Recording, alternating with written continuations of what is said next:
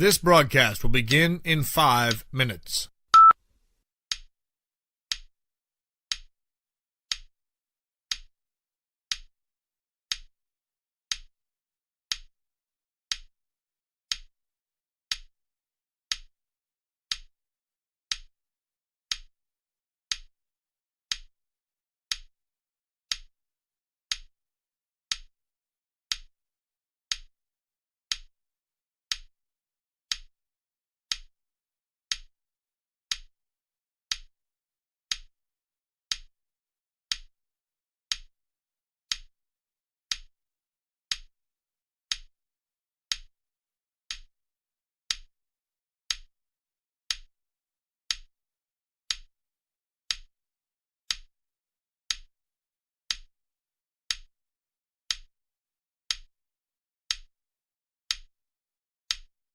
This broadcast will begin in 4 minutes.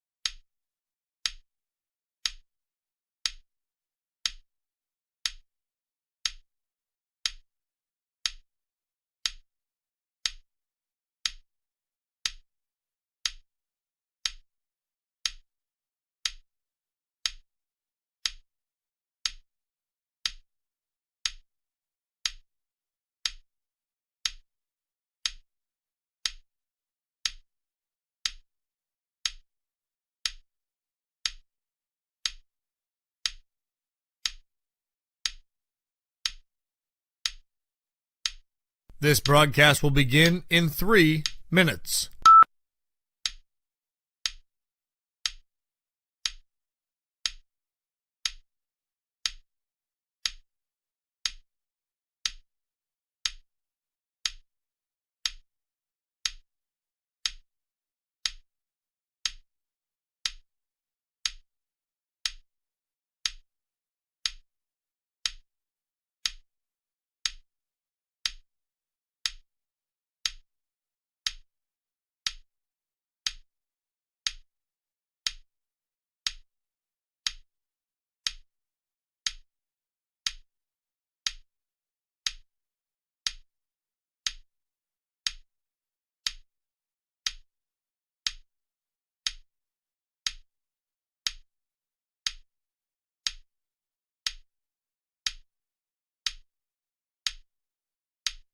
This broadcast will begin in 2 minutes.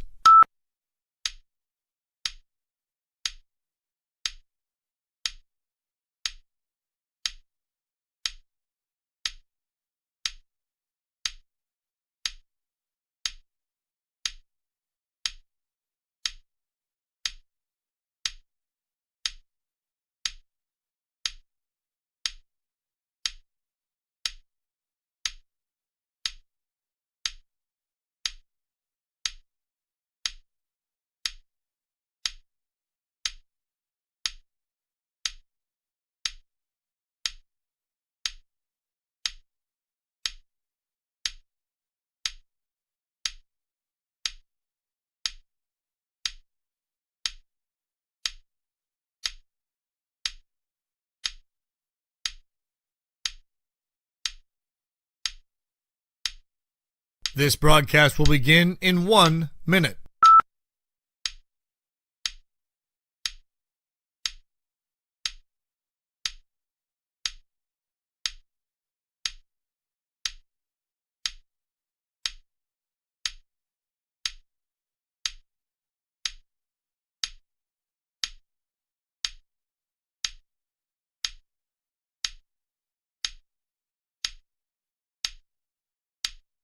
This broadcast will begin in 30 seconds.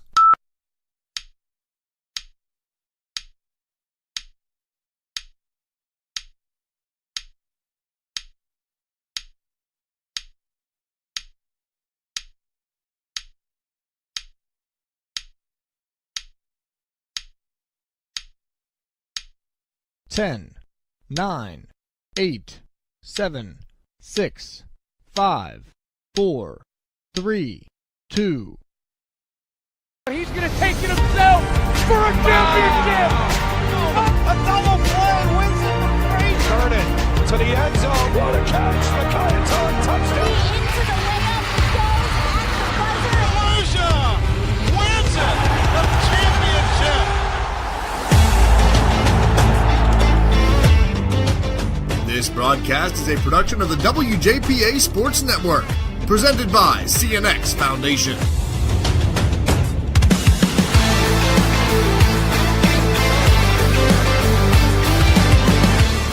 Good evening from Parker Field in Jefferson. Tonight, the WJPA Sports Network presents a WPIAL Class 1A Tri-County South Conference matchup as the Avella Eagles make the trip to Greene County to take on the reigning conference champions, the Jefferson Morgan Rockets. Hi friends, I'm Nate Rigotti. Bill Duquette will join me in the booth in just a few minutes. Avella started this season 4-0, their best start since 2013. The year they ended the notorious 37-year playoff drought. But since the hot start, they have lost 2 of their last 4, including a 1-point heartbreaker to Carmichael's last week, 14-13. Jefferson Morgan was on our air last week when they were beat handedly by Bentworth.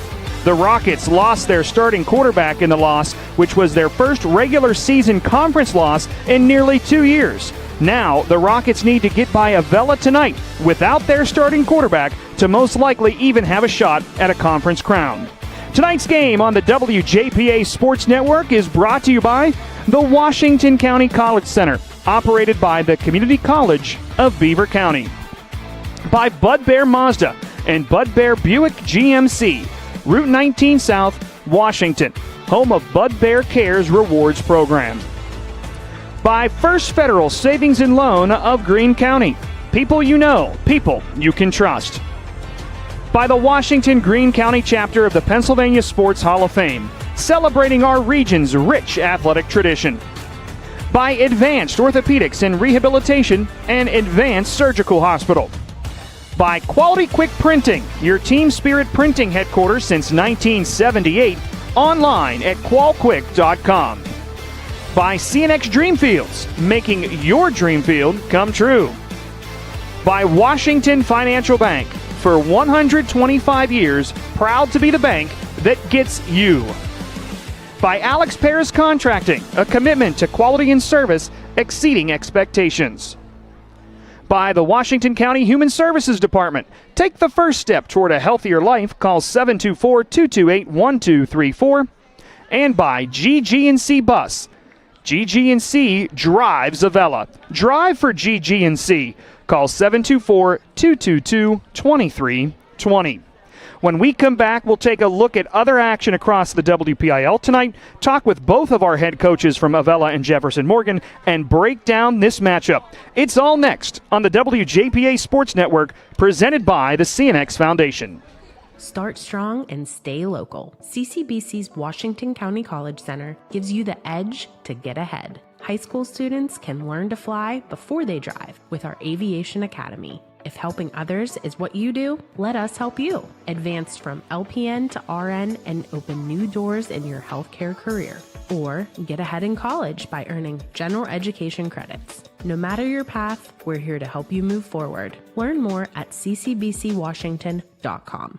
Hi, this is Mark Baer from Bud Bear Mazda. We have 2025 Mazda CX-50s, including hybrids, rates as low as 1.9% up to 63 months on all of them. Current Mazda owners qualify for up to $750 in owner loyalty. 1.9% financing for very well qualified customers through Mazda Motors Finance. $16.69 per month for every $1,000 financed with zero down, tax, title, license, and other fees may apply. See dealer for details. Must take new retail delivery from dealer stock by 11/3/25. BudBearMazda.com. Working overtime on your business needs? With First Federal of Greene County's Commercial Lending Department, your next step is closer than you think. From real estate secured purchases to refinancing, your loan starts and stays here. And now First Federal is offering business basic checking, business statement savings, and merchant services. First Federal will help you take care of business. For more information, visit online at ffgc.bank. First Federal Savings and Loan Association of Greene County. Member FDIC, Equal Housing Lender. Welcome back to Jefferson Morgan. Nate Rigotti alongside Bill Duquette. And, Coach, always glad to be with you in the booth. It finally feels like football weather outside, I think. Yeah, it's good weather for football. There's no question about it. Nice and crisp. It's not too warm. Should be a good night to play. Sun has set behind the hillside here at Jefferson Morgan already as the Avella Eagles make the trip here to Greene County. It's been a good start for Avella. They're 6-2 overall, 3-2 in the Tri-County South Conference. They had a hot start, 4-0, best start since 2013. This Avella team, I think, has a chance to knock off these reigning conference champion Rockets tonight. Well, it all depends. I think it really depends on how they come back, how the Rockets come back from last week. I think that they lost their quarterback, so they've got to find a way to generate some offense with a different quarterback that's there. But for all intents and purposes, they've got to play better and they got to tackle better. And Avella's going to find out whether they came back hungry or whether they're going to dictate play. Jefferson Morgan 7-1 overall this season, 4-1 in the conference. Their first loss of the year came last week at Bentworth. Bill and I were there, a 35-13. It was close in the first half. Bentworth had grabbed the lead, but once Jefferson Morgan lost their starting quarterback, Triton Farabee, Bentworth just ran away with the ballgame. Well, DeHoot ended up having to go from wide receiver and a multi-running back, multi-position player to basically the quarterback, and that kind of limited what their options were and gave Bentworth an opportunity to seize on actually spying him. But make no mistake about it, they got beat up front last week. Their offensive line got handled a little bit by Bentworth's defensive line and vice versa. So, all the credit goes to Bentworth. They played a heck of a football game. Jefferson Morgan, they still have a chance to win a conference championship, but they got to get by tonight first. Yeah, next week, Jefferson Morgan will face California. So Bentworth has beat JM. California has beat Bentworth. Jefferson Morgan, they have to get past Avella tonight. If they go on next week and beat California, they get their quarterback back, then we might have tri-conference champions between Bentworth, Jefferson Morgan, California. In Class 1A, just breaking down the playoffs, 16 teams in 1A in the WPIL will make the postseason. There are 4 conferences. The top 3 of the 4 conferences get in automatically as the top 3 qualifiers, and then there will be 4 wild cards. Last year, a lot of people thought that Carmichael's, just based on its record alone, should get in, but the league did not look at the Tri-County South favorably and left out Carmichael's, put Rochester in a season ago, and there was some criticism there. I don't know what happens this year in the Class 1A playoffs. You've got Fort Cherry in the Black Hills Conference, who's going to try to make another run at a WPIL title and try to get over the hump and get that state title. Bishop Canavan's in that conference. Chartiers Houston, who we have on the air tonight on WJPA AM 1450, is at Cornell. Monessen in that conference. That's tough. How many do you take out of the Black Hills? And then you look at the Big 7 conference, Laurel, Southside Beaver, Neshannock. They're the top 3 shoe-in almost. And then do you take a Shenango, who's just 3-5 this season? I don't know. Eastern Conference, Clareton, Leechburg, Jeanette, Fraser, Greensburg Central Catholic. You might take 2 out of the Black Hills, take 2 out of the Eastern Conference, and you leave the Tri-County South out altogether. Tonight, Avella has the opportunity to come knock off Jefferson Morgan and then have California beat Jefferson Morgan next week and end up being that 3rd qualifier, not having to worry about a wild card. Well, if Avella wins tonight, I think they'll definitely get a nod because they're certainly not favored coming into the football game. They played well, and they're competitive, and they've done a good job this year. But I think they're going into this game as the underdog. And that may help them, during the course of the football game. This is a big night for Avella, but a tough schedule left for the Eagles. You've got to get past Jefferson Morgan here tonight, and then at home against Bentworth, who took care of the Rockets handedly last week in the season finale. And I think our intention right now is that WJPA is going to cover that Bentworth-Avella game. Here in the pregame between Jefferson Morgan and Avella, the teams are in the locker rooms right now. Field is clear, natural grass surface here at Jefferson Morgan. It looks better than Acrisure Stadium did a week ago. Really looks nice here. We've got some of the pink ribbons for breast cancer awareness here in October on the field as well. I think Jefferson Morgan going to have a little pink on their uniform tonight. We're going to step aside. When we come back, I was able to talk to both head coaches. We'll talk with Avella head coach Ryan Cicchini first when we come back here on the WJPA Sports Network, presented by the CNX Foundation. This is Coach Guy Montecalvo for the Washington Greene County chapter of the Pennsylvania Sports Hall of Fame. We'd love to have you join us in celebration of outstanding athletes, coaches, and teams from our area. As a member of our chapter, you can nominate potential candidates, then vote on the nominees for each year's induction banquet. And you can help spread the word about our region's rich athletic tradition. Find us online or hit us up on Facebook and be a part of something exceptional. The Washington Greene County chapter of the Pennsylvania Sports Hall of Fame. In sports and in life, accidents happen, and sometimes people get hurt. The doctors at Advanced Orthopedics and Rehabilitation specialize in orthopedic surgery, joint replacement, foot and ankle reconstruction, hand and upper extremity surgery, sports medicine and rehabilitation, and game time medical services. With main offices near Wild Things Park and offices in Waynesburg, Charleroi, McMurray, and on Vanadium Road near St. Clair Hospital, you can count on Advanced Orthopedics and Rehabilitation.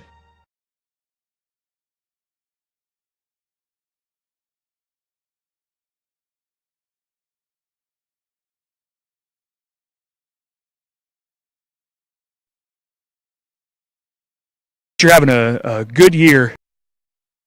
What's it been like? You started 4-0, 2-2 since then, but the Avella Eagles are playing well. Yeah, it's been a great year for us. It kind of all came together. We got a lot of seniors this year. They really stepped up, and it's been a good time. We've really had the support of our community. You've always had small teams at Avella.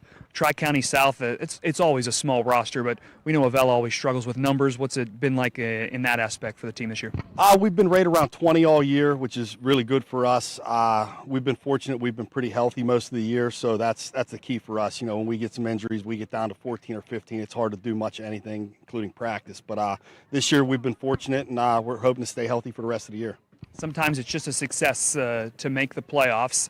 People looking at this game, Jefferson dealing with some injury troubles. Avella's got a shot and maybe put you in the running for the third spot or a wild card out of the Tri-County South. What would it mean to Avella to get there? Oh, that's always our goal every year. We talk about it before the season starts. Our goal is to make the playoffs, and you know, we have in this late in the season, you know, 9th game of the year to still have that shot. You know, this is where we want to be, exactly where we want to be. Chas Rush has been playing really, really well. What's it been like to watch him grow into his role now? It's exciting, you know, having him as a freshman running back, and then last year's first year as a quarterback, and now he's really stepped up is the leadership role and everything, and actually, you know, taking control of this team, throwing, running. He kind of does it all for us, and you know, it's great to see him succeed. Jefferson Morgan, the reigning conference champions. What have you seen on tape with this team that you're prepared for tonight? Yeah, they got a lot of athletes, really big, strong offensive line. You know, the guy we got to stop, Deacon DeHoot, he's an amazing athlete, wide receiver. He also does some wildcat, running the ball. And John Woodward, the running back, too. He's another guy we got to keep an eye on. Both of those guys together make a nice tandem for them. What's Avella got to do outside of that to get a W tonight? I think we got to make some big plays, a few splash plays of our own, maybe get a couple turnovers and contain their run game. I think that's the most important thing. Contain their run game, and we'll have a chance. Ryan Cicchini, head coach of the Avella Eagles here on the WJPA Sports Network. We're back in just a moment here on WJPA Sports Network, presented by the CNX Foundation. Since 1978, Quality Quick Printing has been a single source for all your business, organization, and corporate printing needs. A full-service digital document solution center, high-speed digital copying, large format, design and finishing, direct mail services, and so much more. Call their print solutions specialists to help with your next project, 724-225-9427, or visit qualquick.com.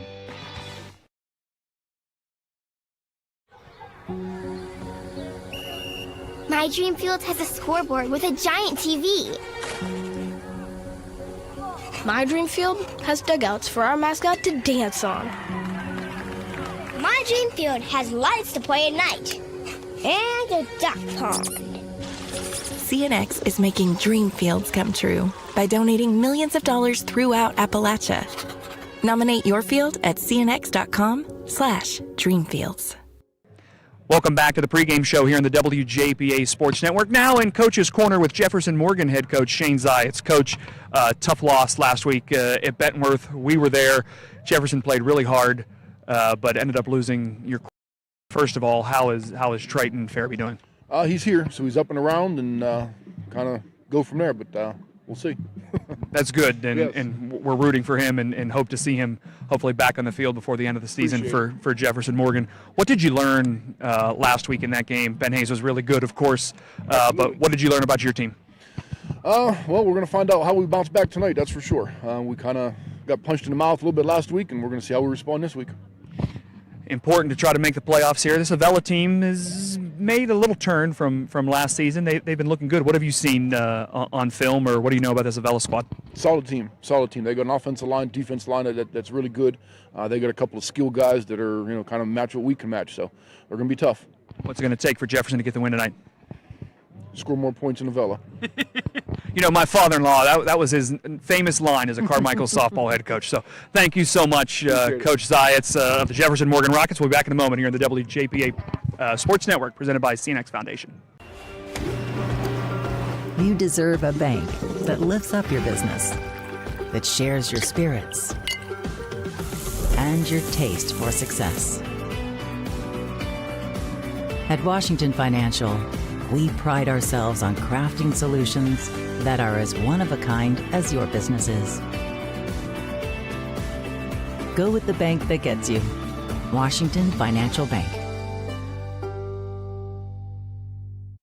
Alex Paris Contracting has been in business since 1928. They're in the heart of the Marcellus Shale on Route 18 in Atlasburg. Call Alex Paris for any contracting job, sewer, water, civil, or any oil and gas project. With over 600 pieces of heavy equipment, over 400 employees, all support equipment, and separate environmental company, they'll adapt and complete any project. Call Alex Paris Contracting, 724-947-2235. Learn more at alexparis.com. Jefferson Morgan Rocket Band has marched out onto the field now, and I think right as we come back out of the commercial, they're going to play the national anthem. So we'll bring it to you here on WJPA. Is borne by Cadet Sergeant Brandon Robinson. The Commonwealth color is borne by Cadet Jefferson Tyler Morgan Schnick. marching band with their black Cadet pants. Joseph Bowen and Cadet Nick Robinson. The orange and black uniforms, black hats. Of the national anthem. Have some ROTC members presenting the colors as well. Nice little ceremony here before the national anthem. Here we go.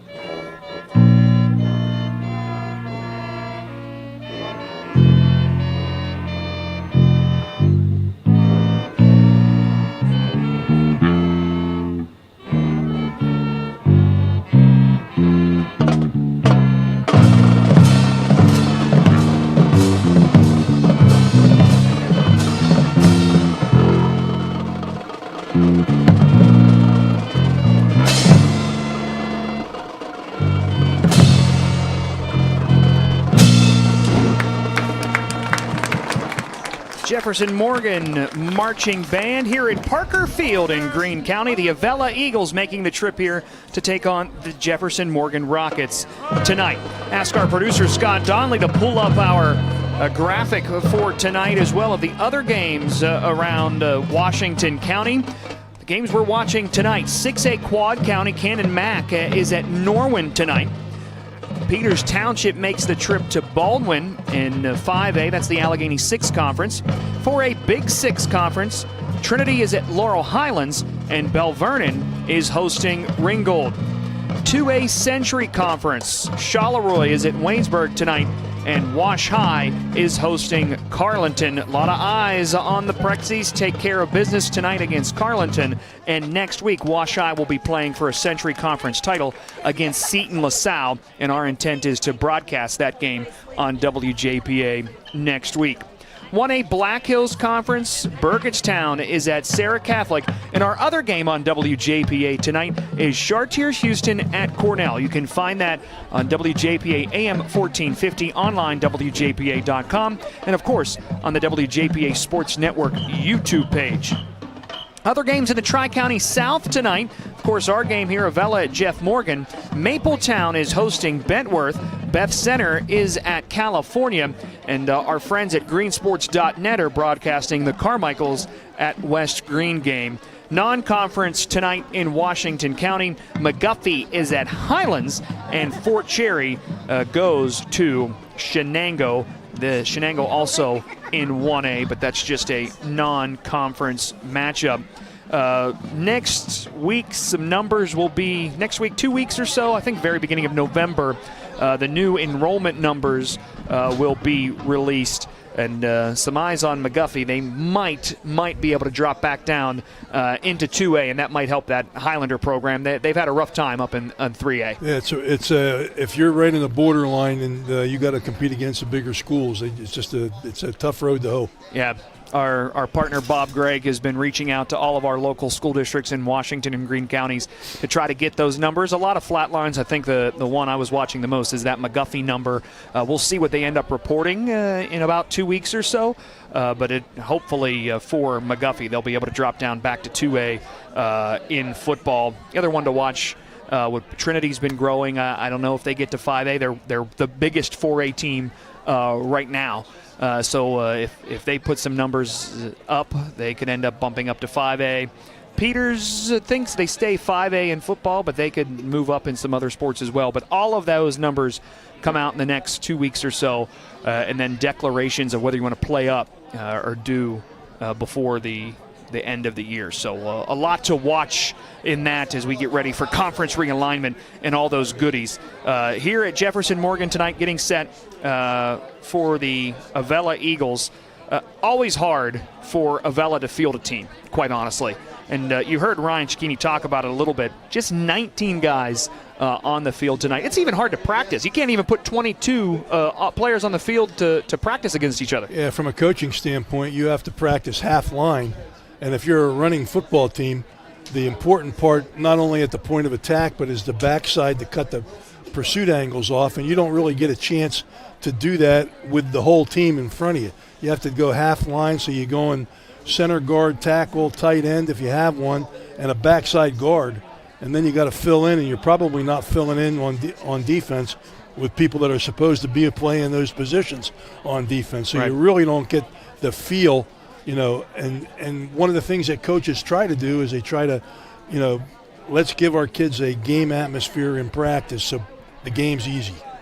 And you can't do that at a small school because, first of all, number one, you can't afford the injuries if there are any. And secondly, you can't afford you don't. It's not that you can't afford the numbers; you don't have the numbers. Avella has not made the playoffs since 2020. They finished 3-7 last year. 2-6 in the Tri-County South. This is an important game for Avella. They win the next two. I think they are in the WPIL playoffs. Two tough opponents in Jefferson Morgan tonight and Bentworth next week.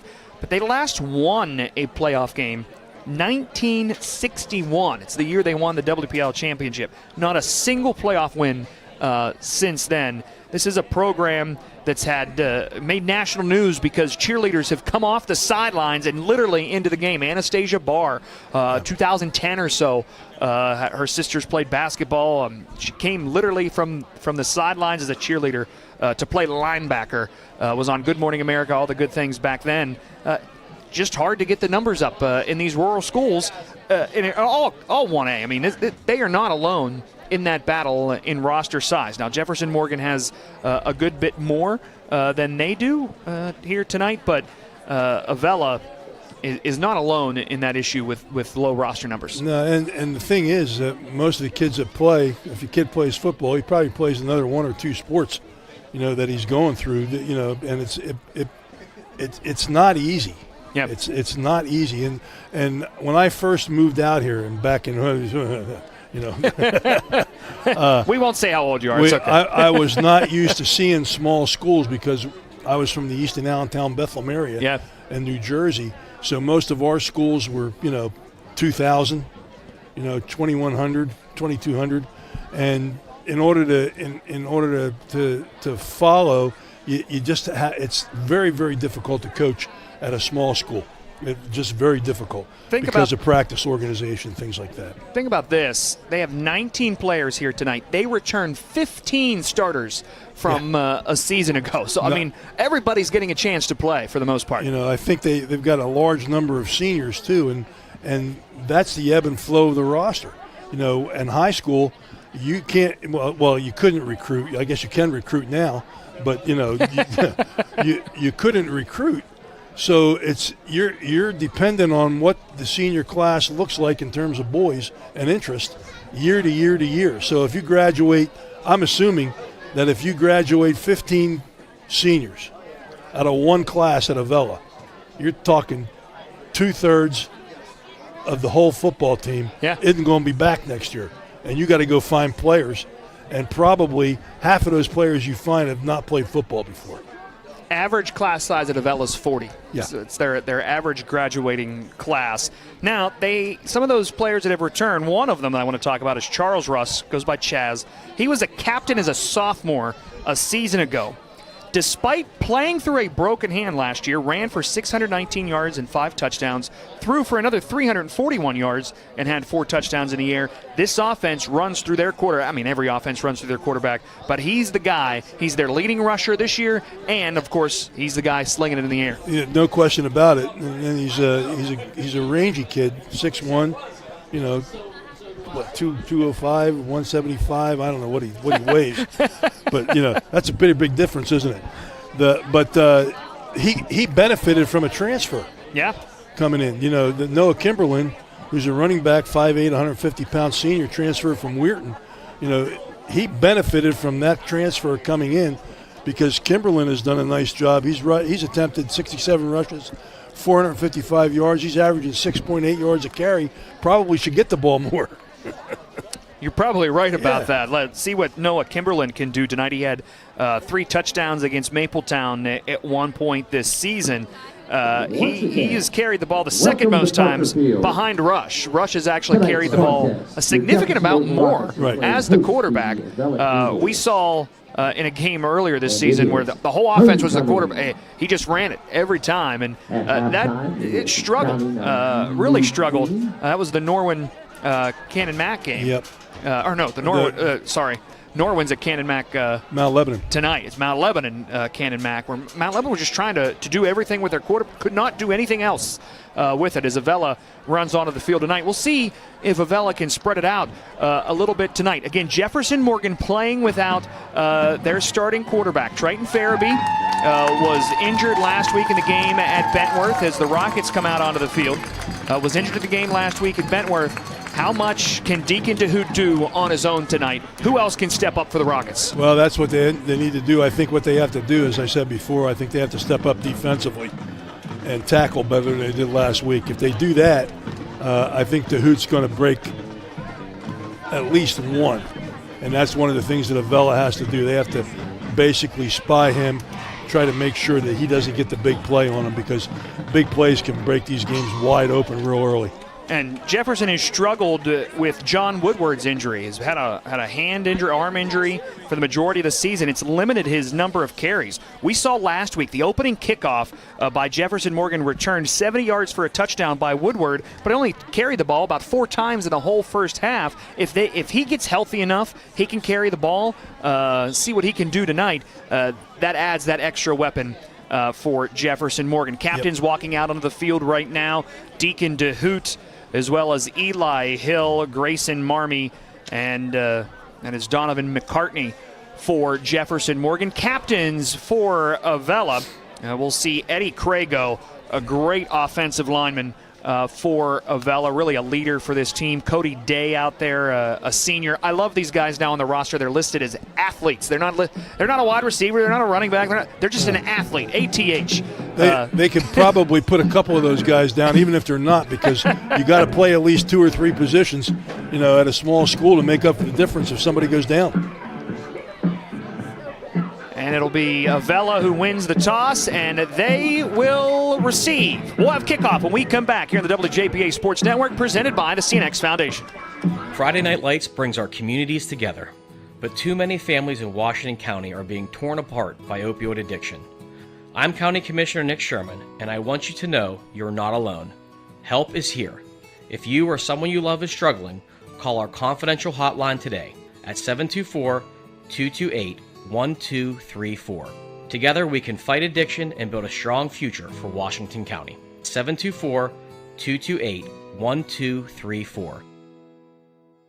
GG&C drives Avella. GG&C Bus Company is looking for CDL drivers. Enjoy flexible hours and scheduling and paid training for new drivers. Drug screening and background checks required. For 50 years, GG&C has provided safe, reliable student and public transportation. They're always looking for school bus, van, and charter drivers and student monitors. Equal opportunity employer. Learn more at ggcbus.com or call 724-222-2320.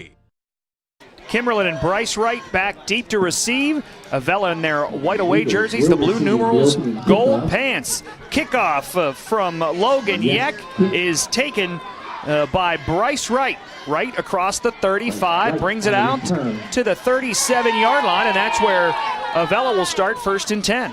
Line drive kick, fielded at about the 20-yard line, and brings it right up the right side, just outside the hash marks. Gets as much as he can. They're going to mark the ball, I think, right around the 37, maybe. For the Rockets, number 4, DJ Lindenberg, and 12, 1st and 10, the Avella Eagles.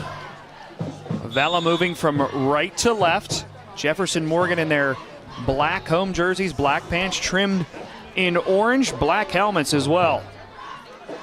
So here's your quarterback, Chaz Rush. Eagles will start 1st and 10. He'll have Kimberlin to his right, 3 receivers to the near side. Man goes in motion now. That's Cody Day. Snap to Rush. He'll take it himself around the right side, and he'll bounce forward for a good gain on 1st down. Picks up about 4. Jefferson Morgan lined up man-to-man across the board that time in the secondary, putting a lot of people at the line of scrimmage. You're going to try to shut down this running game of Avella. Actually a gain of 5 on 1st down. 2nd down and 5. Ball now at the 43-yard line. Ball in the far hash. Avella taking its time back in the huddle. They break and come over the ball. Opening drive of the ball game. Rush from the gun. Kimberlin to his left this time with 3 receivers to the near side. Day goes in motion once again to the far side. Fake the handoff to Kimberlin, and Rush is met in the backfield. Tried to run it himself, but nowhere to go. First guy to get to him, Donovan McCartney. McCartney came right off the edge that time. Quarterback made the fake up inside and tried to keep the ball behind the running back going to his right. He gets smacked from behind by the outside edge rusher coming off the backside. Loses 2 yards, brings up 3rd down and 7. 10:40 to play, 1st quarter, scoreless game as Avella's on the first drive of the ball game. Again, 3 receivers to the left. Rush from the gun, Kimberlin to his left again. Takes the snap, looking to pass this time. Under pressure, has to scramble, gets away. Pass across the middle is in and out of the hands of the intended target. Bryce Wright, incomplete pass, brings up 4th down. Good pressure that time by Jefferson Morgan up the field, forcing the quarterback to our sideline, going to his left. And number 23, John Woodward, was the guy putting the pressure on the quarterback. Good to see Woodward in the ball game. 4th down and 7. Ball at their own 41-yard line for Avella, and the Eagles will punt this away. Punt from right. is a line drive that bounces at the 29-yard line and out of bounds on the far side. 10-11 to play first quarter. Jefferson Morgan, Avella scoreless here on the WJPA Sports Network, presented by the CNX Foundation. Start strong and stay local. CCBC's Washington County College Center gives you the edge to get ahead. High school students can learn to fly before they drive with our Aviation Academy. If helping others is what you do, let us help you. Advance from LPN to RN and open new doors in your healthcare career. Or get ahead in college by earning general education credits. No matter your path, we're here to help you move forward. Learn more at ccbcwashington.com. Jefferson starts their first drive at their own 22-yard line. 3 and out by Avella.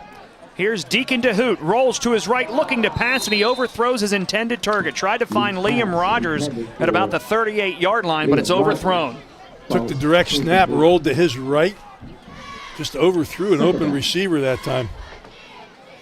See what Deacon DeHoot can do as the quarterback here. Again, Farabee hurt in last week's game.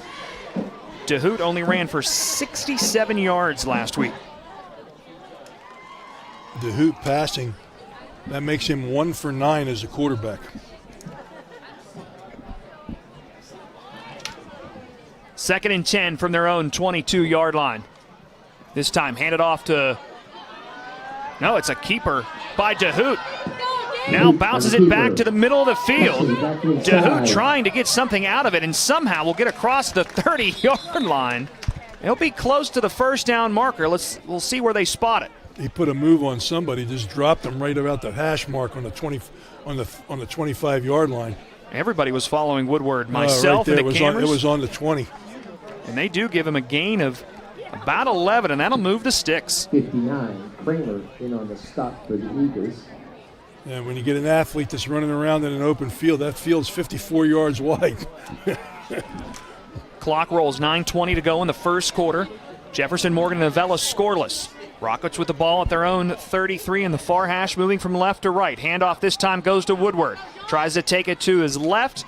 Rolls past his left tackle, and he'll fall forward to about the 31-yard line the 36-yard line for a gain of about 3. Woodward took the handoff from the right side of the quarterback, trying to hit the left side of that offensive line. Really didn't hit it up in there, kind of picking his way through. Picks up about 3. Second down and 7. Ball at the 36. DeHoot from the gun has Woodward lined up behind him.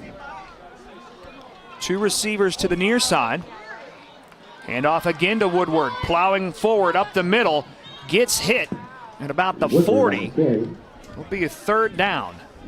It's like the same play underneath, hitting that left side of the offensive line, but Avella running an 8-man front. What we consider a 4-4, 4 linemen and 4 linebackers. That 8-man front, kind of trying to overload the line of scrimmage. Does a nice job. Brings up third down. Picks up another 3 yards. Third down and 4 from the 39. 2 receivers come to the near side. Deacon DeHoot from the gun will keep it himself, running to the right, trying to extend it. Gets all the way out to the numbers. He'll have enough for the first down, and he's out of bounds near midfield. They'll mark him out at the Avella 49-yard line. Gain of 10. DeHoot did a nice job that time, just keeping the ball coming in the near sideline. Made a move to go up the field, put his foot in the ground, and just bellied it outside and was able to beat the contain man. Picks up the first down, puts the ball in Avella territory at the 49. 7:48 to play, first quarter. Jefferson Morgan and Avella scoreless. Avella started the game with the ball, had a 3 and out. Jefferson Morgan now with 2 first downs on this drive. DeHoot with Woodward behind him. 1 receiver to the near side this time. DeHoot looking to pass, pump fakes, now fires down the field. One-on-one coverage, and that's nearly intercepted. Was looking for Rogers, but Bryce Wright with good coverage there for Avella. Little takeoff route down the far side, and ball was pretty well thrown, but good coverage, almost comes up with the interception. Brings up second down and 10, stops the clock with 7:40 to go in this opening quarter. DeHoot made that pump fake to the right, had one-on-one, and Wright was actually in a better position to catch that football. 2nd and 10 now from the Avella 49 for JM. From the gun again is DeHoot. Takes the snap, he'll keep it himself, just right up the gut. Now bounces it out to the right. He gets to the 40. He gets past the first line. One man to beat. Up the near sideline. Deacon DeHoot will walk it into the end zone for the Jefferson Morgan touchdown. 49 yards. DeHoot uses his speed that time, taking it right up inside. Wasn't even a quarterback draw. It was a little quarterback wildcat keep, and just kind of picks his way around, tries to find an opening. Originally he tried to go to the left side, but comes back to the right side and outraces all the white jerseys to the end zone. And that's exactly what Avella didn't need to have happen. 7 plays, 78 yards in less than 3 minutes. Logan Yeck comes on for the extra point. Yeck, the left-footed kicker, puts it up. That's might have been partially blocked there. I'm not sure if somebody got a piece of it or not. It doesn't make it to the sticks. 7:28 to play in the first quarter. Jefferson Morgan 6, Avella nothing here on the WJPA Sports Network, presented by the CNX Foundation. Hi, this is Mark Baer from Bud Baer GMC. We are professional grade. 2025 GMC Sierra 1500 Elevation Edition Crew Cab with a Turbo Max engine. Total savings 20% below MSRP, a value of $12,031. Savings include $5,431 average finance savings with 0% financing for well-qualified buyers. $3,500 owner loyalty for current eligible Buick and GMC owners and lessees. $1,350 engine credit and $1,750 bonus cash. BudBearGM.com. Deacon DeHoot with more rushing yards on this first drive tonight against Avella than he had all game last week against Bentworth. Well, that was one thing I mentioned at the beginning of the game. He's going to break at least one, and if Avella does not contain him somehow, okay, he's going to break 2 or 3 during the course of the night. So Yeck will kick this off from the 40-yard line. Avella had a 3-and-out on its first possession. Back to receive. Bryce Wright with Noah Kimberlin. It'll be Wright who takes it at about the 14-yard line. Wright bounces it out now to the 30, where he's just barely brought down short of the 30-yard line. People saying the ball popped out there, some oohs and ahs. No signs from the officials, and they'll say that it will remain Avella football. They'll mark him out or down at the about 29-yard line. I think that ball did pop out when they spun him around. Saw a lot of action away from the tackle. Right there, Liam Rogers is the one who strips it. The ball was on the ground. And it was recovered by Avella near that far sideline. Not sure if that got out of bounds or not, but Avella is the one who pounced on it. So they'll start this drive at about the 28-yard line. 7:17 to play in the opening quarter. Avella trailing Jefferson Morgan 6-0. Rush, the quarterback for the Eagles in the gun, takes the snap and will pitch it to Kimberlin. Kimberlin trying to get to the edge and nowhere to go. He'll fight for 2 yards around the left side. He got the corner, but when he turned up, there was no blocking in the second level, and he ends up picking up about 1 yard. Rogers and Woodward on the stop there for Jefferson Morgan. Little jet sweep that time, with the quarterback just bouncing the ball back to the man in motion. First time that Kimberlin has ran the ball tonight. Clock continuing to roll, 6:45 to play opening quarter. Ball at the 30.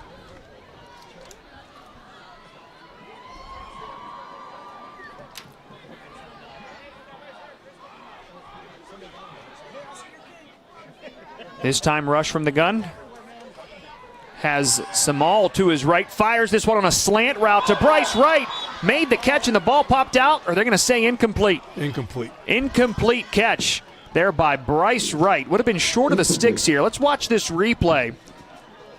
Rush delivers, little slant and just never got it. And he was hit hard and immediately DeHoot in there to knock that ball free and brings up third down. Ball delivered on the slant right on the numbers, and just he let the ball get to his body, was unable to get it with his hands, and never really controlled the football. After he got contact, the ball just popped out. Third down long. 3rd down and 8. Ball at their own 30-yard line. Rush from the gun, going to look to pass once again. Jefferson Morgan brings the heat. Rush under pressure, and he's brought down to the backfield. A sack for the Rockets. Jefferson Morgan brought a couple of linebackers that time, just closed the pocket, didn't allow him to get outside. Did a nice job with contain, and the rush eventually gets to him. Rushed? How many did they rush there? About 7? Probably maybe 6. It looked like 8. It brought the pressure quickly, and there were a lot of black jerseys around the ball. Ball all the way back now to about the 22-yard line. It's a loss of 8, and the punt is away from Bryce Wright. It bounces at the 46-yard line. J.M. DeHoot will just let that one roll, and Avella will pick it up at the 30. Avella punts it away again, another 3 and out. 5.5 minutes to play in the opening quarter. Jefferson Morgan 6, Avella nothing here in the WJPA Sports Network, presented by the CNX Foundation.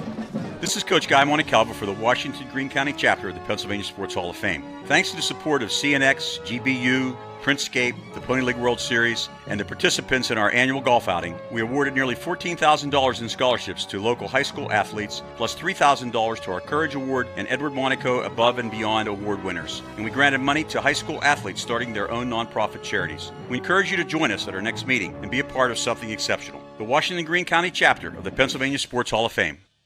5.5 minutes to play in the first quarter. Jefferson Morgan with a 6-0 lead gets the ball back. Snap to DeHoot, hands it off to Damaski. Damaski trying to run up the left side and get forward progress for 2 yards or so. I think what Jefferson Morgan would like to do is they would like to get their passing game at least a little bit going, because it'll open up the running game even more.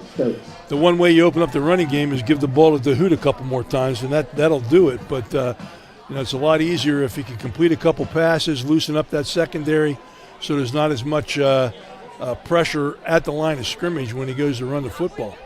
2 receivers come to the near side. That's Rogers and Fox. DeHoot from the gun has Woodward behind him, and Woodward will get the call. Has a hole on the right side, but Rush fills that quickly and makes the stop and drops Woodward for no gain. Looked like it was going to open up, and then it didn't. Handed the ball underneath. Tried to get to the near side and is closed down by Rush. Woodward, 3 carries for 6 yards in this opening quarter. DeHoot with 72 yards on the ground already in this one, including a 49-yard touchdown run on Jefferson Morgan's opening drive. Leading 6-0 here with 4:10 to play in the first quarter, facing a 3rd down and 8 at their own 32. Deacon DeHoot takes the snap, looks for the quick pass, under some pressure, now rolls out to his left. Had a guy, looked for him, but the pass was tipped, and that's incomplete as it flutters down to the ground. We'll bring up 4th down. See the replay there. Did not look like he was flushed out of the pocket. Looked like he just didn't sit in there and move to his left, and when he tried to throw the football out to the far side, ball was tipped up in the air and forces a punting situation. 3 and out for the Rockets here on their second drive. And they'll punt it away. It's DeHoot who will punt. And had some pressure there from Day, but gets it away. It's a booming kick that bounces at the 28-yard line, continues to take a Jefferson Morgan roll. It'll be down to at the 23, so Avella's offense quickly comes back out onto the field. The Eagles have not been able to do much in this one. 2 3 and outs. They get a 3rd opportunity here in the first quarter. It looks like they're in the same place as they were the last 2 times. They've started their drives about the same place and have not gained much yardage. Started at the 37 and the 28, and now back to the 23. 3:49 to go in this opening quarter.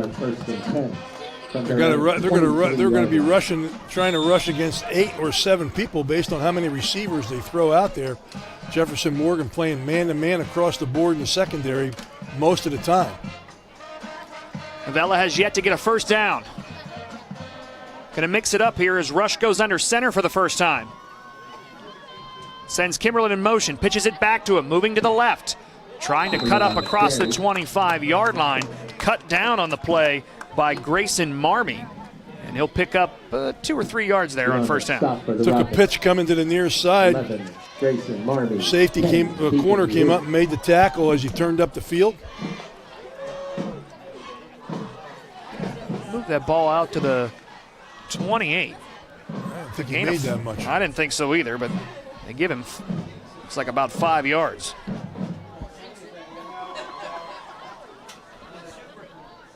Second down here as Rush goes again under center.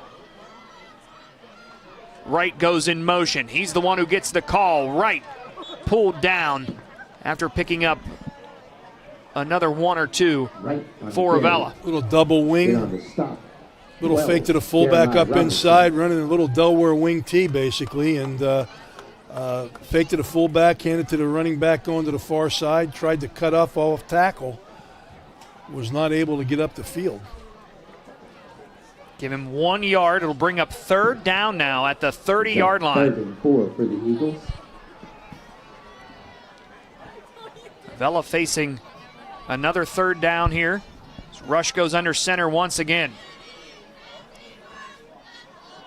Man goes in motion from the near side to the far side, and Rush dropped the snap, scrambles out of the pocket. He's wrapped up in the backfield. Nowhere to go as the Rockets swarm him, and another big loss for Avella on third down. Yep, never got the snap.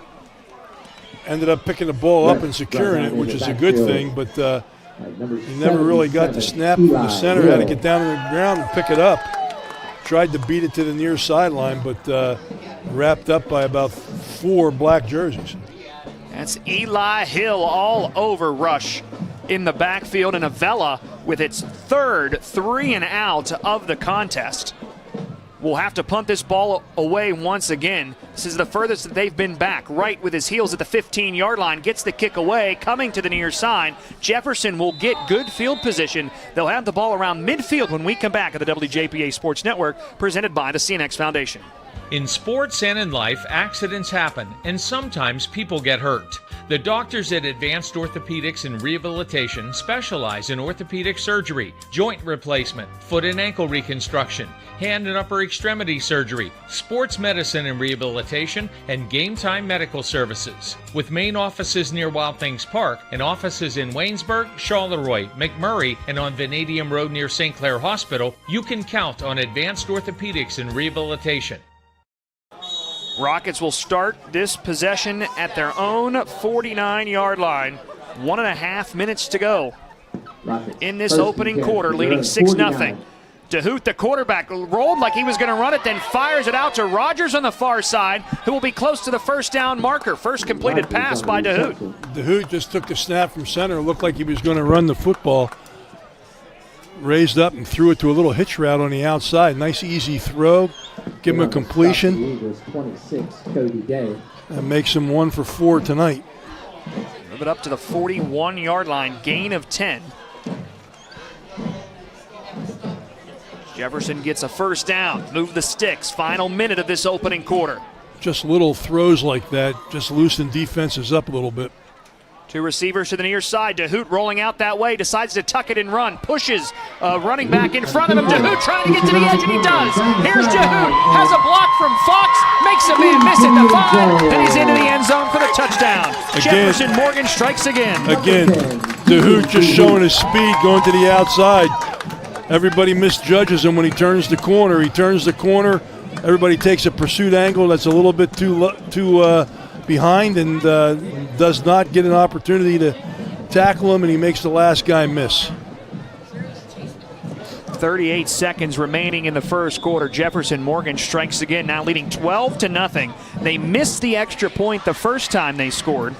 It's just a 2-play, 51-yard drive. It takes less than a minute off the clock.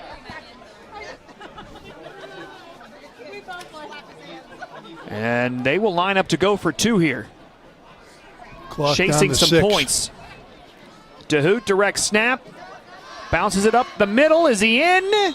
Signal, yes. 2-point conversion is good. 38 seconds remaining in the first quarter. 14-0. Jefferson Morgan over Avella here in the WJPA Sports Network, presented by the CNX Foundation. Whether in the stands or watching from home, show your team spirit with custom printing from Quality Quick. They are your local partner for vinyl banners, fan apparel, and yard signs to help celebrate your home team. Quality Quick has been a proud print supplier for local schools and boosters in the community since 1978. Don't just watch the game, be part of it. Call 724-225-9427 or visit qualquick.com. Jefferson Morgan now to kick it off. Still not to the end of the first quarter here. A 14-0 lead for JM over Avella. Again, Rockets playing without their starting quarterback who was injured in our game at Bentworth last week. It's DeHoot. And he's doing it all himself right now for the most part. 113 yards on the ground. A 49 and a 41-yard touchdown run for the young man. Making it look easy. Certainly is. He gets to the edge and he's gone.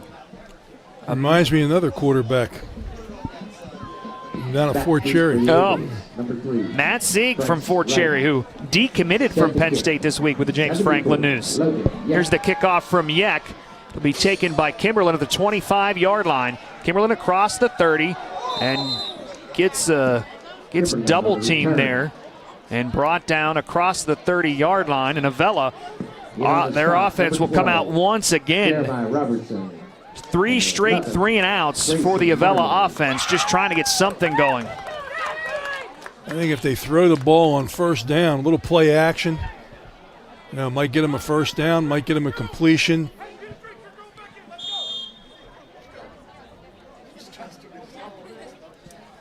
So Avella starts this drive at their own 33-yard line with just 33 seconds remaining in this first quarter. Avella with -1 yards of offense. And Rush again drops the snap. Able to pick it up. Gets it across the 40-yard line, continuing to move. And for the first time, Avella has a first down as Rush gets that all the way out to the 45-yard line. Great effort that time by Rush. Ball came back a little bit fast and a little bit low. He was unable to handle it. Hits the ground, he picks it up, gets to the right-hand side immediately, and ends up just going straight up the field for a gain of about 11. They don't have to snap this here. Final 10 seconds of the opening quarter, 20 seconds on the play clock. Avella looked like they were going to huddle up and come over the ball, but they'll just run to the sideline. Big first quarter for Jefferson Morgan. The Rockets lead Avella 14-0 as we get to the end of the first quarter here on the WJPA Sports Network, presented by the CNX Foundation. My dream field has a scoreboard with a giant TV. My dream field has dugouts for our mascot to dance on. My dream field has lights to play at night. And a duck pond. CNX is making dream fields come true by donating millions of dollars throughout Appalachia. Nominate your field at cnx.com/dreamfields. You deserve a bank that drives your business. One that's with you for the long haul and knows how to keep your business rolling.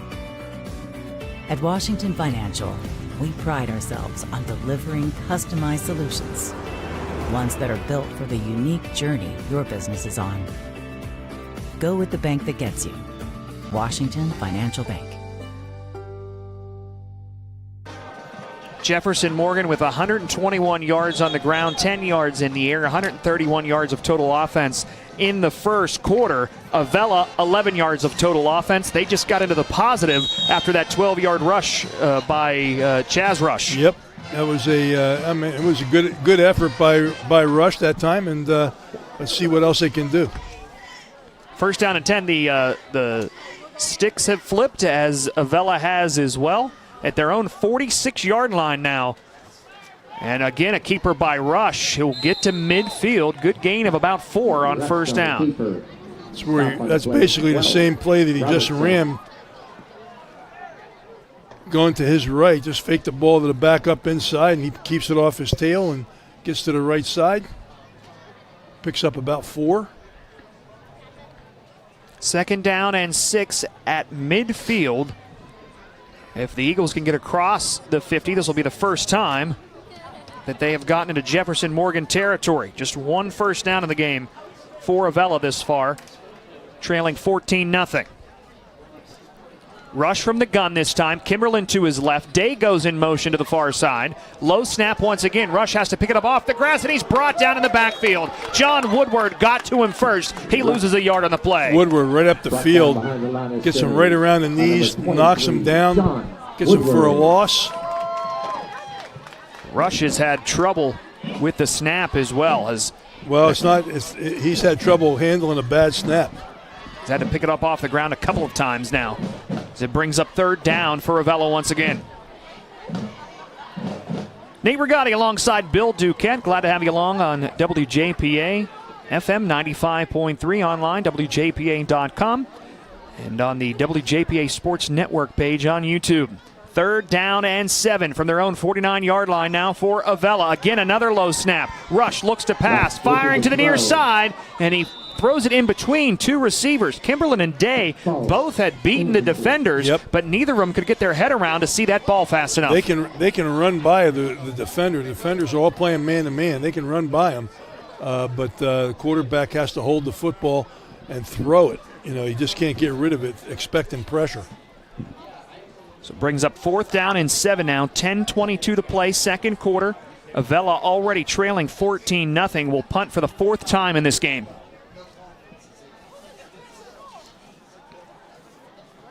Bryce Wright, the punter, stands about his own 38, firing off the side, nearly blocked Jefferson, but Wright gets the punt away, and it'll be touched up at about the 24-yard line, where Jefferson Morgan will take over. First and 10, almost had a block punt there. Jeremiah Robertson came untouched from the left side. Right, this is a punt, no return, obviously, but puts Jefferson Morgan in a position they have not been in yet this football game. Deep in their own territory.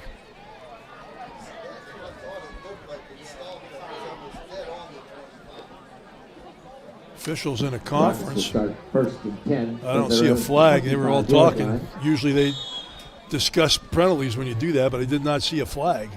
We do mark this at the 25. 10:14 to play, second quarter. Jefferson Morgan now with the football and a 14-0 lead. Two receivers to the near side, two backs now with DeHoot. Fakes the handoff to Woodward, keeps it himself, plows forward, just churning his feet, trying to pick up a couple of yards. They get him, they say he's going to get all the way out to the 30, which would be a 5-yard gain there for DeHoot. Yeah, it looked like it was supposed to be a read option, but he really never put the ball in the belly of the back. And he just kept the football going off the right side. Second down and 5 at their own 30-yard line now for Jefferson Morgan. One receiver comes all the way out to the numbers. To the near side, Woodward moves from the left to the right side of DeHoot. DeHoot runs the reverse, comes to the near side. It'll be enough for a first down. Plowing forward, Jeremiah Robertson picks up about 8 yards. DeHoot took the ball going to his right, handed off to Robertson, coming back inside. Nice play design coming off the left tackle, left tight end. Picks up the first down. First and 10. Brings that ball out to the 38-yard line. Another first down, 9 minutes to play. Second quarter. Rockets trying to put together another drive here. They've scored on two big plays, though. 49 and 41 yards by Deacon DeHoot. Here's DeHoot from the gun, looking to pass. Under some pressure now. Scrambles out of the pocket. Rolling now to his left. Has some time. Has a man. It's Seth Fox. Wide open, and it's overthrown. Fox got past the defender. There was no one around him. Mark Atkins was 5 yards back when that ball landed, but just out of the reach of Fox. DeHoot was in trouble. Managed to get out of trouble in the pocket. Moving again to his left, and the receiver was down the field about 5 yards behind the defender, and he was just unable to catch up with the football. A little bit overthrown. Third down. Brings up second down and 10. I'm sorry. Second down. Yep. Right, second down? Yep. Is that right? Handoff this time to Woodward. Woodward He'd bounce it out to the left, keeps those feet moving, and plows across the 40-yard line up to the 42. Just kind of hunting and pecking up inside. A lot of bodies in there, but he managed to get forward, pick up about 5 yards. And they bring him out to the 43, actually. So 5-yard gain. Woodward with just 11 yards on the ground on 4 carries thus far. Now it's 3rd down and 5. Fox and Rogers come to the near side as receivers. Hand it off to Woodward again, up the middle, patient. He has enough for the first down, across the 50, battling off some bodies, banging off some bodies, battling forward, and gets across the 45-yard line. Big gain there on 3rd down for John Woodward. That time the offensive line for Jefferson Morgan did a really nice job just running people by the play. Woodward did a little cutback coming off the left side and ends up picking up pretty good yardage. 12-yard gain. 22 yards on the ground now for John Woodward, and another first down for Jefferson Morgan. 1st and 10 for their own 45-yard line. Give it to Woodward again, trying to get to the edge, and he does on the far side. Woodward up the far sideline, trying to get inside the 5, dives for the goal line, touchdown. 45 yards, John Woodward strikes again for the Rockets. Big seam for Woodward going off the right side. Ends up getting the ball, running behind big number 55, gets a good block. And then it's all speed from there. Just outran the defenders and gets into the end zone. 7:27 to play in the first half. Jefferson Morgan has just scored for the 3rd time, and Avella has just 1 first down in the game. Yek comes on to kick the extra point.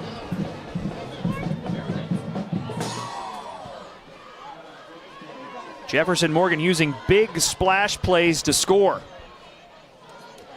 Yek's kick is up. That one was nearly blocked. It went a little right, but it's good. Just inside the right upright. 7:27 to play in the opening half. Jefferson Morgan 21, Avella nothing. In the WJPA Sports Network, presented by CNX Foundation. Alex Paris Contracting has been in business since 1928. They're in the heart of the Marcellus Shale on Route 18 in Atlasburg. Call Alex Paris for any contracting job, sewer, water, civil, or any oil and gas project. With over 600 pieces of heavy equipment, over 400 employees, all support equipment, and separate environmental company, they'll adapt and complete any project. Call Alex Paris Contracting, 724-947-2235. Learn more at alexparis.com. Friday night lights bring our community together, but too many families in Washington County are being torn apart by opioid addiction. I'm Commissioner Electra Janis, and I want you to know you're not alone. Help is here. If you or someone you love is struggling, call our confidential helpline today at 724-228-1234. That's 724-228-1234. Together, we can fight addiction and build a stronger future for Washington County. Less than 3 minutes, 75 yards, a 4-play drive. Jefferson Morgan now leading 21-0, and Yek kicks it off again. This is taken on the run by Bryce Wright as he took it over his shoulder, brings it out across the 25-yard line. He'll be close to the 30, and that's where Avella will set up once again, 1st and 10. Line drive kick that time. He was going in the wrong direction when he kicked the kickoff. When he caught the kickoff, normally you'd like to be going toward the kicking team, and he had to catch it over his shoulder, going away. And by the time he got back up the field, a couple of his blockers had already left. Defense moved around him and ended up preventing a bigger run back. Back on the field comes Avella's offense, who has struggled tonight.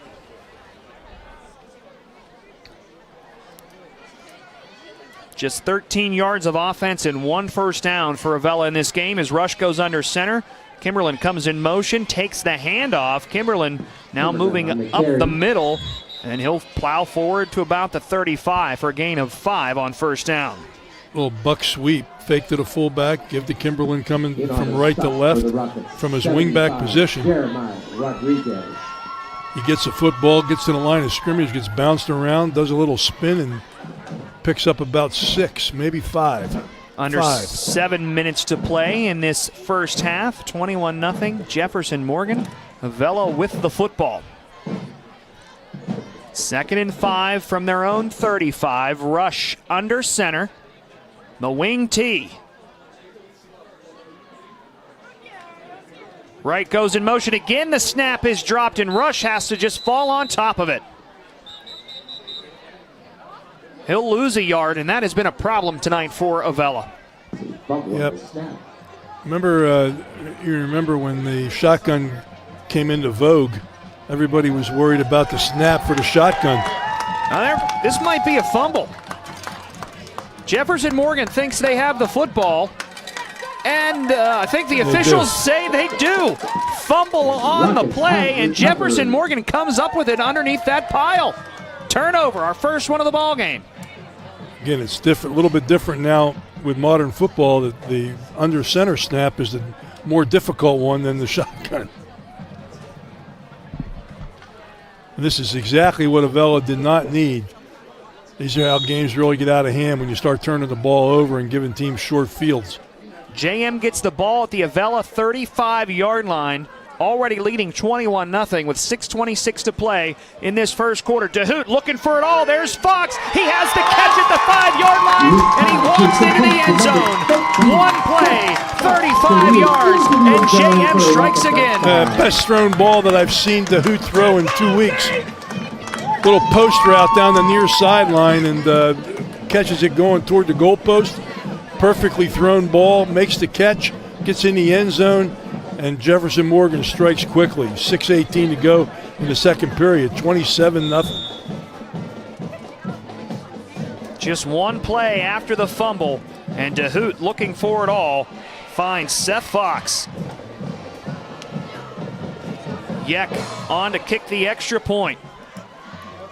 It is up, and it is no good. 6:19 to play in the first half. Jefferson Morgan 27, Avella nothing here in the WJPA Sports Network, presented by the CNX Foundation. GG&C drives Avella. GG&C Bus Company is looking for CDL drivers. Enjoy flexible hours and scheduling and paid training for new drivers. Drug screening and background checks required. For 50 years, GG&C has provided safe, reliable student and public transportation. They're always looking for school bus, van, and charter drivers and student monitors. Equal opportunity employer. Learn more at ggcbus.com or call 724-222-2320. Start strong and stay local. CCBC's Washington County College Center gives you the edge to get ahead. High school students can learn to fly before they drive with our Aviation Academy. If helping others is what you do, let us help you. Advance from LPN to RN and open new doors in your healthcare career. Or get ahead in college by earning general education credits. No matter your path, we're here to help you move forward. Learn more at ccbcwashington.com. Kickoff taken by Gage Samal at the 25-yard line. Gets it up to the 30-31, and man, this game's starting to get out of hand for Avella. They've got to make something happen, I think, on this drive. Yeah, that was I don't know whether that was an intentional pooch kick, but he kicked it down to the 25. He got a 5-yard return right up to near numbers, and he got swamped. You can see the little momentum, a lot of momentum on the Jefferson Morgan sideline. They were flying around in that kickoff. Avella starts this drive at their own 31-yard line, 6:13 left. They had that fumble there on second down on the snap under center. And Jefferson Morgan took just one play, 35-yard pass to Seth Fox from Deacon DeHoot. It's 27-0. Rush under center once again here to start this drive. Wright in motion, takes a pitch. Wright trying to bounce forward and nowhere to go. No gain on the play as he's thrown down. First down run again. No gain. I think that's Landon Heath on the stop. Actually, they're going to give him a little bit of a loss, I think. Yeah, they actually say he loses one.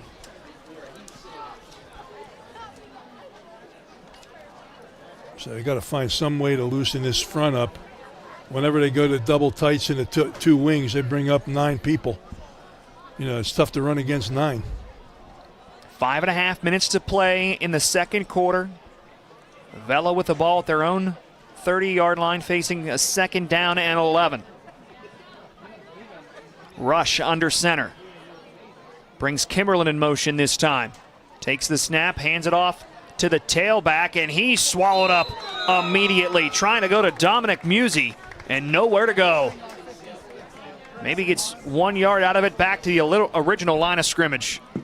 in on the stop for the Rockets. Very little here in terms of movement up front. Hill, right now, Jefferson Morgan's defensive line is really taking over. Third down and long.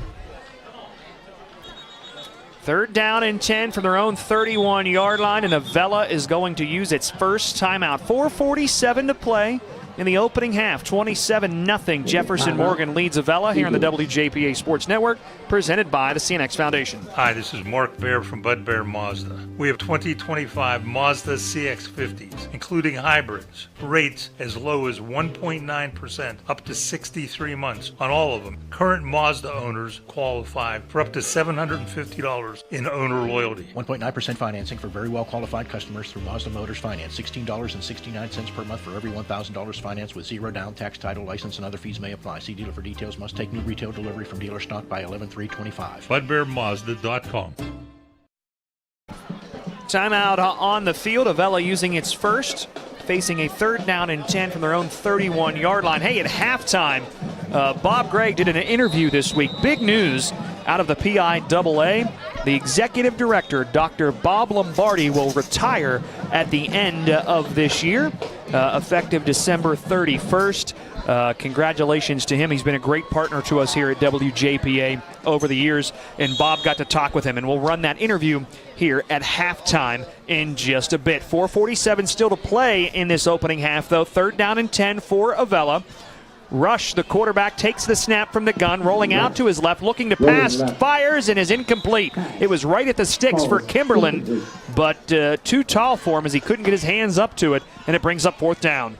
He just took the direct snap, sprinted to his left, had the corner, but needed to get 11 yards, tried to throw the ball on the outcut, past the sticks, and a little bit high and outside for no gain.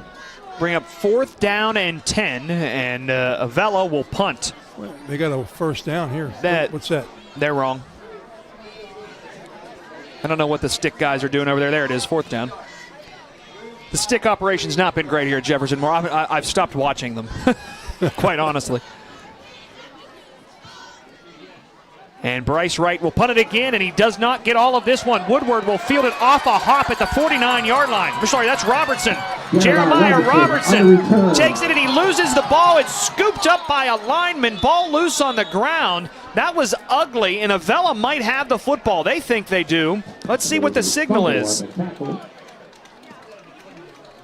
It is Avella football. Avella had a 3-and-out. They punt on a bad punt, played off a hop at the 49. It was just not even a 20-yard punt. Played off the hop there by Robertson. Tried to be the hero and get the big return. When he gets into some traffic, look, he lifted that ball all the way up. Gets hit by three guys. He did not protect the ball very well. And Day knocks it out, and Avella falls on top of it. So Avella actually gets a new set of downs out of this at their own 18-yard line. Avella will start first and 10 from their own 18-yard line.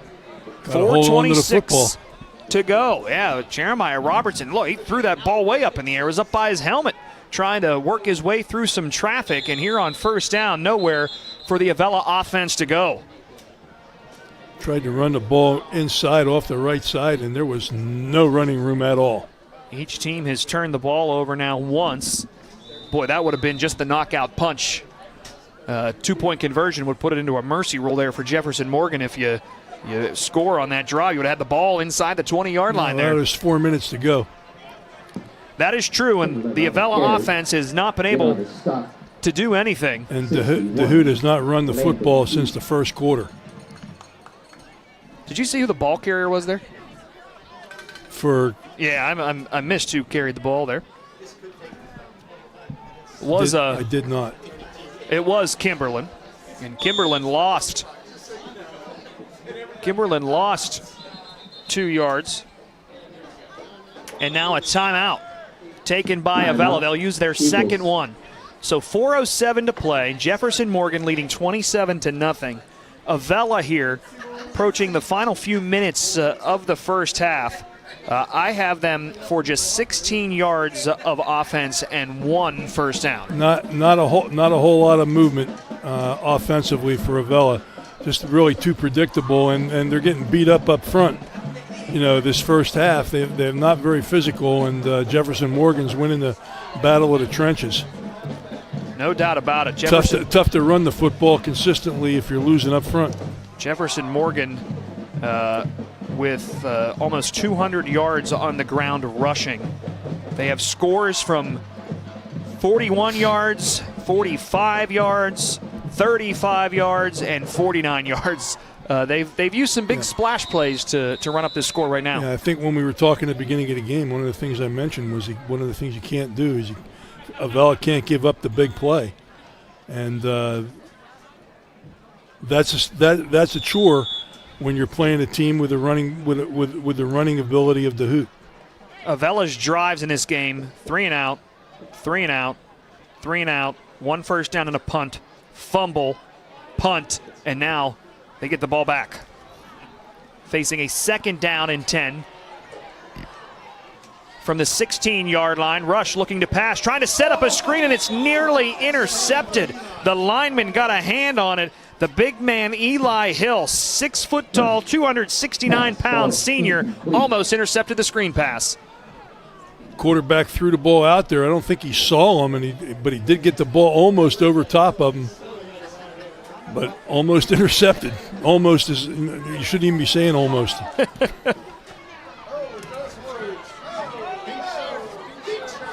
And some shirts being thrown out into the crowd here. Cheerleaders having some fun. Well, it's homecoming. Jefferson Morgan in a great mood here, up 27-0. Homecoming. Third they down. Got everything. 3rd down and 13. 4:02 left on the clock here in the 2nd quarter. Rush under center, looking to pass again, and that ball is picked off at the 35-yard line. And who else but Deacon DeHoot? Intercepted by number 10. Came out in the bullseye formation, I refer to it as 2 tight ends and 2 wide receivers, 1 each side. Quarterback dropped or took the snap, basically a 3-step drop, and tried to throw the fade route on the far side. Underthrown, and DeHoot jumps up in the air, makes the catch, puts him in great field position. They're on the 35 with 3:55 left to go. Last time Jefferson Morgan started on the 35-yard line, it took just 1 play. 35-yard pass from DeHoot to Seth Fox. Can they do it again? 1st and 10 now for Jefferson Morgan at the 35-yard line. Well, the middle of the field is wide open. Little misdirection here. It's Liam Rogers who has the ball. Rogers to the 25, across the 20, and down just short of the 15-yard line. Rogers just took a handoff and came to the left side. Again, a lot of running room. Good job up front. Manages to pick his way in and out of the white shirts. Gets down past the 20-yard line to about the 17 or 18-yard line.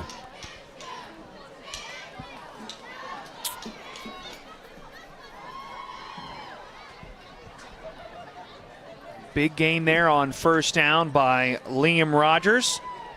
Ball now at the 17. That is a 22-yard run.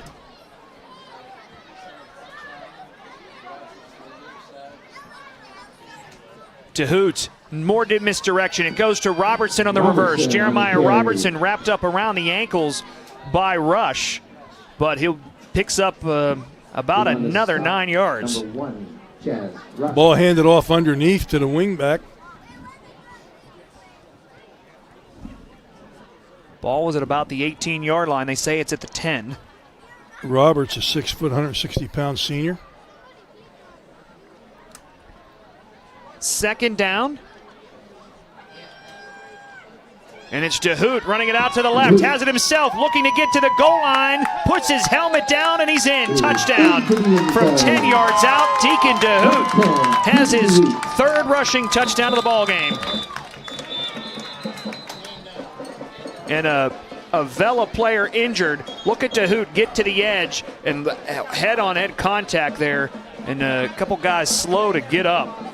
Mark Adkins took a good hit from DeHoot as he put his head down to get across the goal line. And now an injury in the end zone after the Jefferson Morgan touchdown. Trying to see if I can see that again. Can we see that replay again, Scott?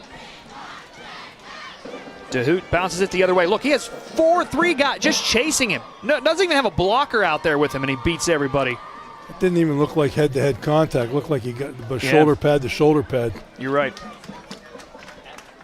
He's up and walking. 35 yards in just a minute 27 seconds taken off the clock, and Jefferson Morgan goes up 33-0. A 2-point conversion would put this in the mercy roll here with 2.5 minutes still to play in the first half. Mercy roll wouldn't take effect until after halftime. I would think that they're going to go for 2. So as Atkins gets helped off the field after that collision with DeHoot at the goal line, Jefferson Morgan talking about it here on the sideline. I would expect them to go for 2 as well. The first time they missed the extra point, they came out and went for 2 then the next score and got it. So they can do that again.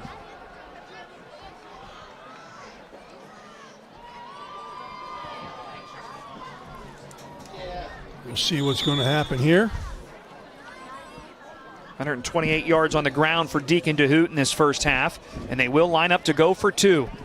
DeHoot under center. Going to keep it himself. The old tush push, and I think he's short.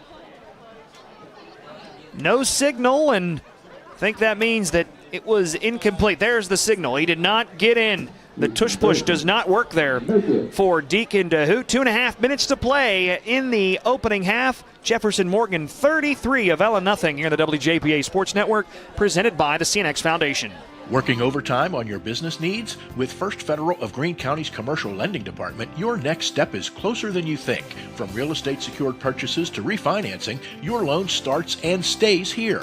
And now First Federal is offering business basic checking, business statement savings, and merchant services. First Federal will help you take care of business. For more information, visit online at ffgc.bank. First Federal Savings and Loan Association of Greene County. Member FDIC, Equal Housing Lender. So Jefferson Morgan with 33 points on the board. Avella with a big fat 0 right now as the Eagles have struggled offensively in this ballgame. Logan Yak, the big kicker for Jefferson Morgan, tees up the ball at the 40-yard line. Bryce Wright, the deep back in the middle. Last time they kept it short. This time again, they're going to keep it short. Going to be taken by Johnny Urbania around the 35-yard line, and he'll be short of the 40. It'll be interesting if Jefferson Morgan tries to take their timeouts to stop the clock to get the football back before the end of the half. Start the drive at their own 40-yard line with 2:26 to play in the half, trailing 33-0. Avella with just 1 first down in the ball game. I have them again for just 16 yards of offense. Homecoming here at Jefferson Morgan, an exciting one for the Rockets.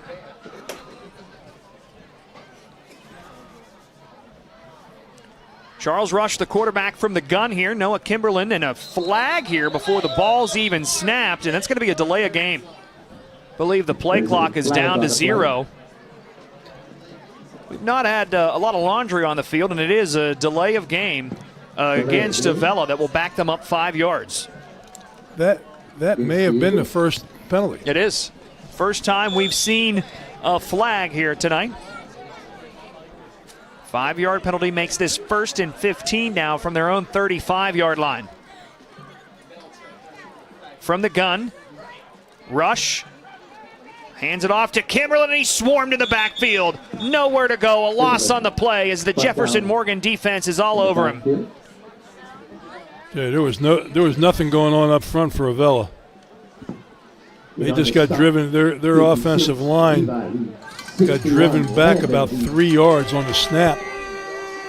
Didn't give the running back a chance. Jeremiah Robertson. It'll be 2nd down, about 17.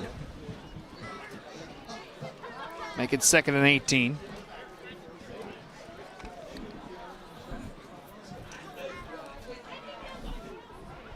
Rush now from the gun has Kimberlin to his right, 3 receivers to the left side. One of those receivers goes in motion. Now Rush going to keep it himself, and he's swallowed up from behind. Jeremiah Robertson's there to make the stop for JM.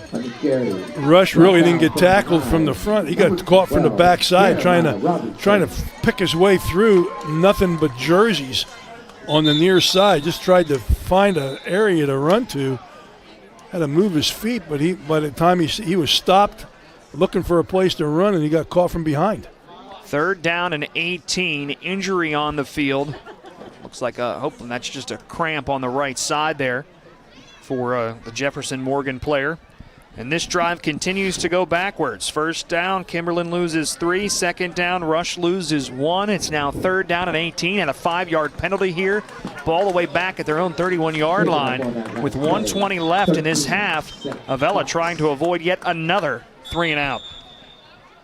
And with those losses, offensive numbers now, you're down to just 12 yards for Avella in this first half. Well, I think we can safely say that Jefferson Morgan came out to prove a point from about last week. Absolutely. But it may also be the situation is that they're just better than Avella right now. Rush from the gun, hands it off to Kimberlin, trying to get to the edge, and again he's going to be brought down for a loss. Nowhere to go. Robertson again in there, as well as looked like that was Levi Brozick. And Jefferson Morgan can get this ball back. They are going to take a timeout. The clock needed to stop a couple of seconds ago.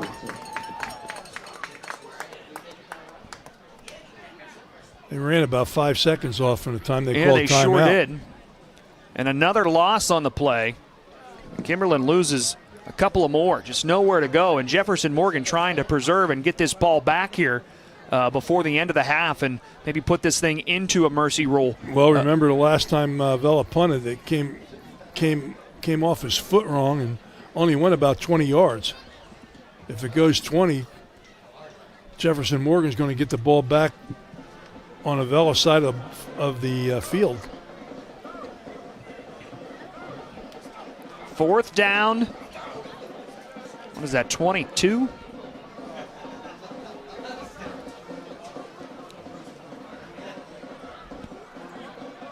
And Avella will punt again. They're going to put 7 seconds back on the clock. As they should. Thanks to our scoreboard operator, Cam Pritz, on the video stream.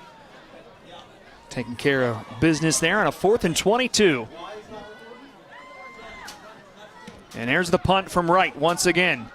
Jefferson Morgan will let this bounce. It takes a good Avella bounce. DeHoot went to go get it. He might have touched it as Avella came up with the football. Officials are going to say that he did not.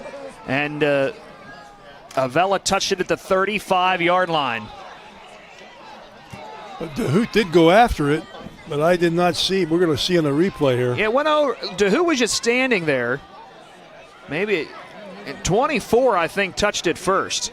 I think that's the problem there. That's Dominic Musey. Before DeHoot kind of battled with it there. And they'll say Jefferson Morgan football at the... That was a no-no. Well, officials are going to talk about this here, what the official ruling is. Play that again, Scott. They don't have the benefit of replay, and you can't really see it from where we're at. It's not a great angle from us. We're not ESPN with 25 cameras. I don't know if that hits Rogers. DeHoot might have touched that first. I'm not sure. Well, 24 had his right arm in there as well. And they're going to say Avella football. Officials say Avella football. And again, another special teams error by Jefferson Morgan. That's twice on a punt that they should have had the football. Yep. After a 3 and out, and this is the best field position Avella's had in the entire football game. They get the ball at the Jefferson Morgan 35-yard line. JM's only had 1 possession since as Avella's had now 4 after these punt mishaps. And again, the ball put on the grass as Rush couldn't get to it. And I think he dove on top of it. And now players starting to jab a little bit at each other. And another player down, and Rush is hurt after this one. They have had problems on the snap all night, have Avella. And an official timeout for an injury, and this time it's their quarterback. Watch this again. Gets in there, and they're not going to let us do games anymore. Levi Heath falls on top of Rush. And now Rush having his left leg looked at now after getting the ball back. 44 seconds to go in this first half. Yeah, last week we did the game Jefferson Morgan and Bentworth, and Triton Farabee was taken off the field in an ambulance, undergoing some concussion protocol now. He's here tonight, but not playing. And now it's the quarterback for Avella, Charles Rush, who is going to limp off the field here with 44 seconds remaining in the half. He'll have to sit out at least one play here, but with just 44 seconds in the half, trailing 33-0, Avella, I think you got to try to do something. I don't think he's going to be back in before the half. The way it looks right now, he may not be back in for the rest of the game. Chaz Rush, 9 carries for 3 yards. It'll be 2nd down and 10 for Avella at the 35-yard line.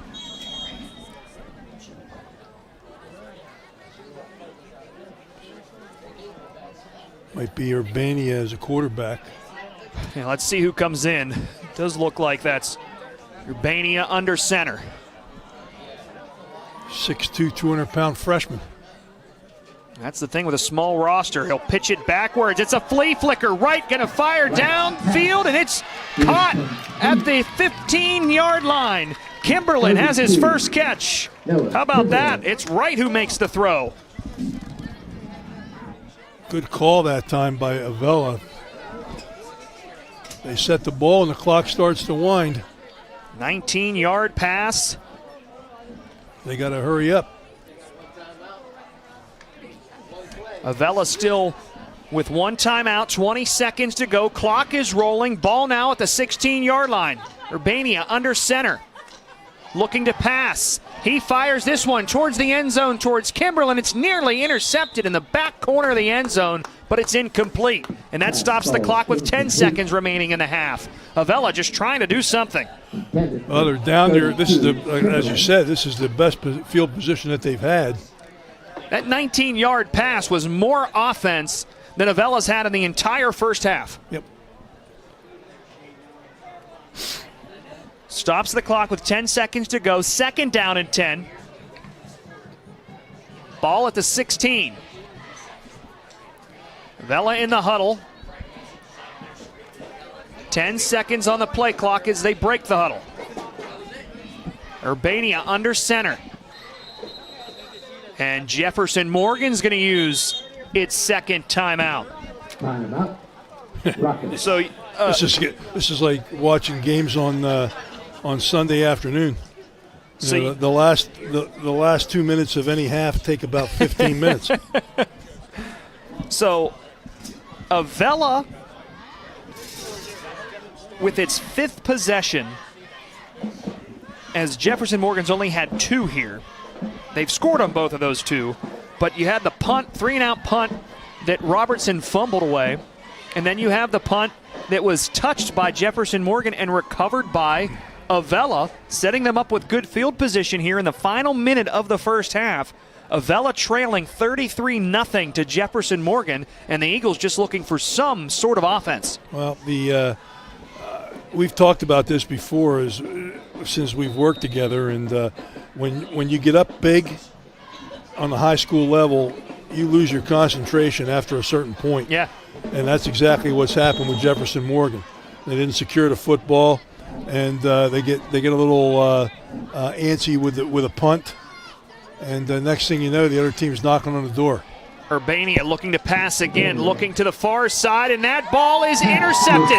Deacon DeHoop catches it inside the 5-yard line. Now watch this talented young man go. We know how fast he is. He's all over the field. He's up to the 50-yard line already. DeHoot by another guy. Deacon DeHoot is dragged down at the 26-yard line. About a 70-yard interception return, and there were just 10 seconds left on the clock. That will run out the half. Trying to run it all the way back, but it gets stopped short. Well, if you get an interception on the goal line, it's always good to get 100 after it. Another interception for Deacon DeHoot. He has 2 in this ball game. And with that interception, that's how the half is going to end. Boy, Jefferson Morgan blowing this one out, 33-0, but some exciting moments there in the final couple minutes. Well, another big play from DeHoot, even though it didn't result in points. Watch this. Where did DeHoot intercept that ball at? Yeah, took it at about the 3. And up the far sideline. Look at him cross the whole field here. He's just so talented. A medalist in the 100 and 200 meter in track. Who's the guy who finally got to him? How about that play? He just running in some traffic, slowed down, and gets drugged down. There, I think that's Cody Clegg who makes that stop and gets us to halftime. Here at the break, it's 33-0, Jefferson Morgan leading Avella. During this halftime break, we have a news update. We have the PAC report with Joanne Durko. And we also have a great interview for you here. Bob Lombardi, the executive director of the PIAA, announced this week his retirement. And our Bob Gregg got to sit down with him earlier this week and talk to him about his impact on the PIAA. All that's next during the halftime show here on the WJPA Sports Network, presented by the CNX Foundation. The October meeting of the Washington Green County chapter of the Pennsylvania Sports Hall of Fame is coming up Thursday, October 23rd. For just $10 a year, you'll have the chance to help share the stories of our region's rich athletic tradition. All members will have the opportunity to nominate athletes, coaches, officials, and contributors for consideration for induction at next summer's banquet. Our next meeting is Thursday, October 23rd at 7 p.m. at Pony Baseball Headquarters, next to EQT Park, the deadline for nominations. Join us and be part of something exceptional. The Washington Green County chapter of the Pennsylvania Sports Hall of Fame. In sports and in life, accidents happen, and sometimes people get hurt.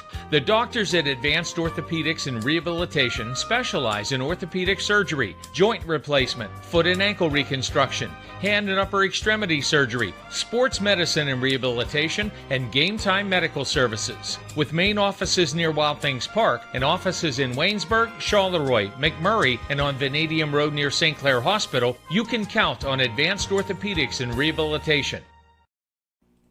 Good evening. I'm Lynn Manning with the WJPA Halftime Report. We're at 60 degrees right now here in Washington. Our temperatures overnight dropping off into the mid-40s, and we do have a very slight chance of showers. But by the time tomorrow arrives, we've got sunshine and temperatures in the mid-70s. We'll take a look at your weekend weather coming up. Large protests against President Trump, dubbed No Kings rallies, are expected in cities across the country this weekend. ABC's Alex Stone is in L.A., where more than half a dozen protests are planned.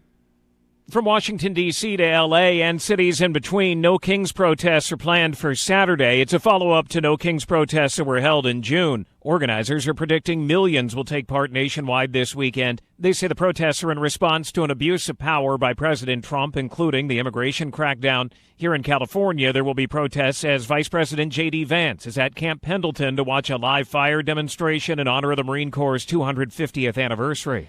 And here in Washington, a No Kings protest is set for tomorrow. It'll be held from 11 to noon in front of the Washington County Courthouse. Well, Election Day, hard to believe, just over a couple of weeks away, and the Washington County Elections Office is busy preparing. Melanie Ostrander, who is the director, says that all the mail-in ballots that have been requested so far are now in the mail. Right now, we have all the mail-in ballots sent out. So if you requested a mail-in ballot prior to Tuesday, October 14th, your ballot is out in the mail system. We had about 15,200 requests. Now, Ostrander says her office will be complying with any ruling that was sent down from the state Supreme Court regarding voter notice on a lack of a signature on the envelope of a mail-in ballot. And she says all mail-in ballots have to be in her office by 8 p.m. on Election Day.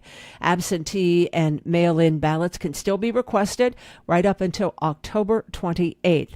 Ostrander says also that testing on voting machines is now complete. Election Day set for November 4th. Washington County Commissioners are monitoring budget talks in Harrisburg.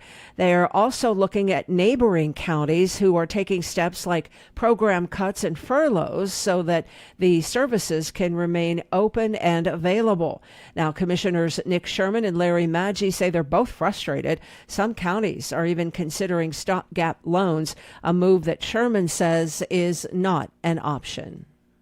It would be such a Band-Aid fix. I mean, again, if you're looking at $400 million, so, I mean, you have to come up with $300 million month to month. I mean, if we floated, a $10 million bond, we do that for, 2 months? And then we have to pay interest on that in perpetuity, 30 years, 15 years. Meanwhile, Larry Maggi says that he's confident that things will most likely be okay, and he credits that to previous administrations. We've had years of prudent spending, and that's helped us to have a fund balance and that we can rely on times like this. So I credit for what commissioners have done in the past, give us a good financial standing.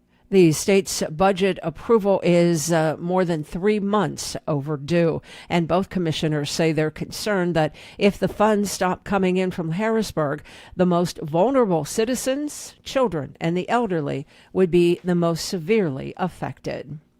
Attorneys for Luigi Mangione, the man accused of killing Brian Thompson, the United Healthcare CEO, says social media posts from the Trump administration could lead to an unfair trial. Federal prosecutors, however, disagree. Mangione is also facing several charges here in Pennsylvania, but those charges are being put on hold. He's charged with murder in New York, so there was no way any authority here was going to let him run to Pennsylvania to face what amounts to more minor offenses related to his alleged presentation of a fake ID to Pennsylvania cops when he was arrested at an Altoona McDonald's after 5 days on the run. And his attorneys say that Mangione's not going to appear remotely. So the judge says, well, if he's not going to appear remotely and New York authorities aren't going to let him go, there's not going to be a case, at least for the time being. That's ABC News senior investigative correspondent Aaron Katersky reporting. John Bolton today pled not guilty at the Justice Department case, accusing him of sharing classified information. Bolton was ordered released from custody after he made his appearance before a judge. Now, he has signaled he will argue that he's being targeted because of his criticism of the president. He describes the charges as part of a Trump effort to intimidate his opponents. Well, what creeps you out? Maybe especially around Halloween. How about dolls? Some of them can be really scary. So a Minnesota museum is taking advantage of that. They have opened a seasonally appropriate exhibit dedicated to scaring the, heck out of you. It's called Creepy Dolls Loose in the Vaults. It features unsettling dolls paired with various objects from the museum's archives. And visitors will be asked to vote for their favorite of the petrifying playthings, and the winner will be announced near the end of the exhibit. On Wall Street tonight, the Dow closed up 238 points to 46,190. The S&P was up 34 to 6664, and the Nasdaq rose 117 to 22,679. In sports, college football tomorrow. W&J traveling to St. Vincent. Our coverage on 1450 AM gets underway at 12:30. And your forecast, just a slight chance of some showers tonight and overnight low of 46. Beautiful day tomorrow, sunshine, warmer with a high of 76. Sunday looks breezy and wet. Showers and storms are possible. Temperatures in the low 70s. Right now, 60 degrees at WJPA. Since 1978, Quality Quick Printing has been a single source for all your business, organization, and corporate printing needs. A full-service digital document solution center, high-speed digital copying, large format, design and finishing, direct mail services, and so much more. Call their print solutions specialists to help with your next project. 724-225-9427 or visit qualquick.com. My dream field has a scoreboard with a giant TV. My dream field has dugouts for our mascot to dance on. My dream field has lights to play at night. And a duck pond. CNX is making dream fields come true by donating millions of dollars throughout Appalachia. Nominate your field at cnx.com/dreamfields.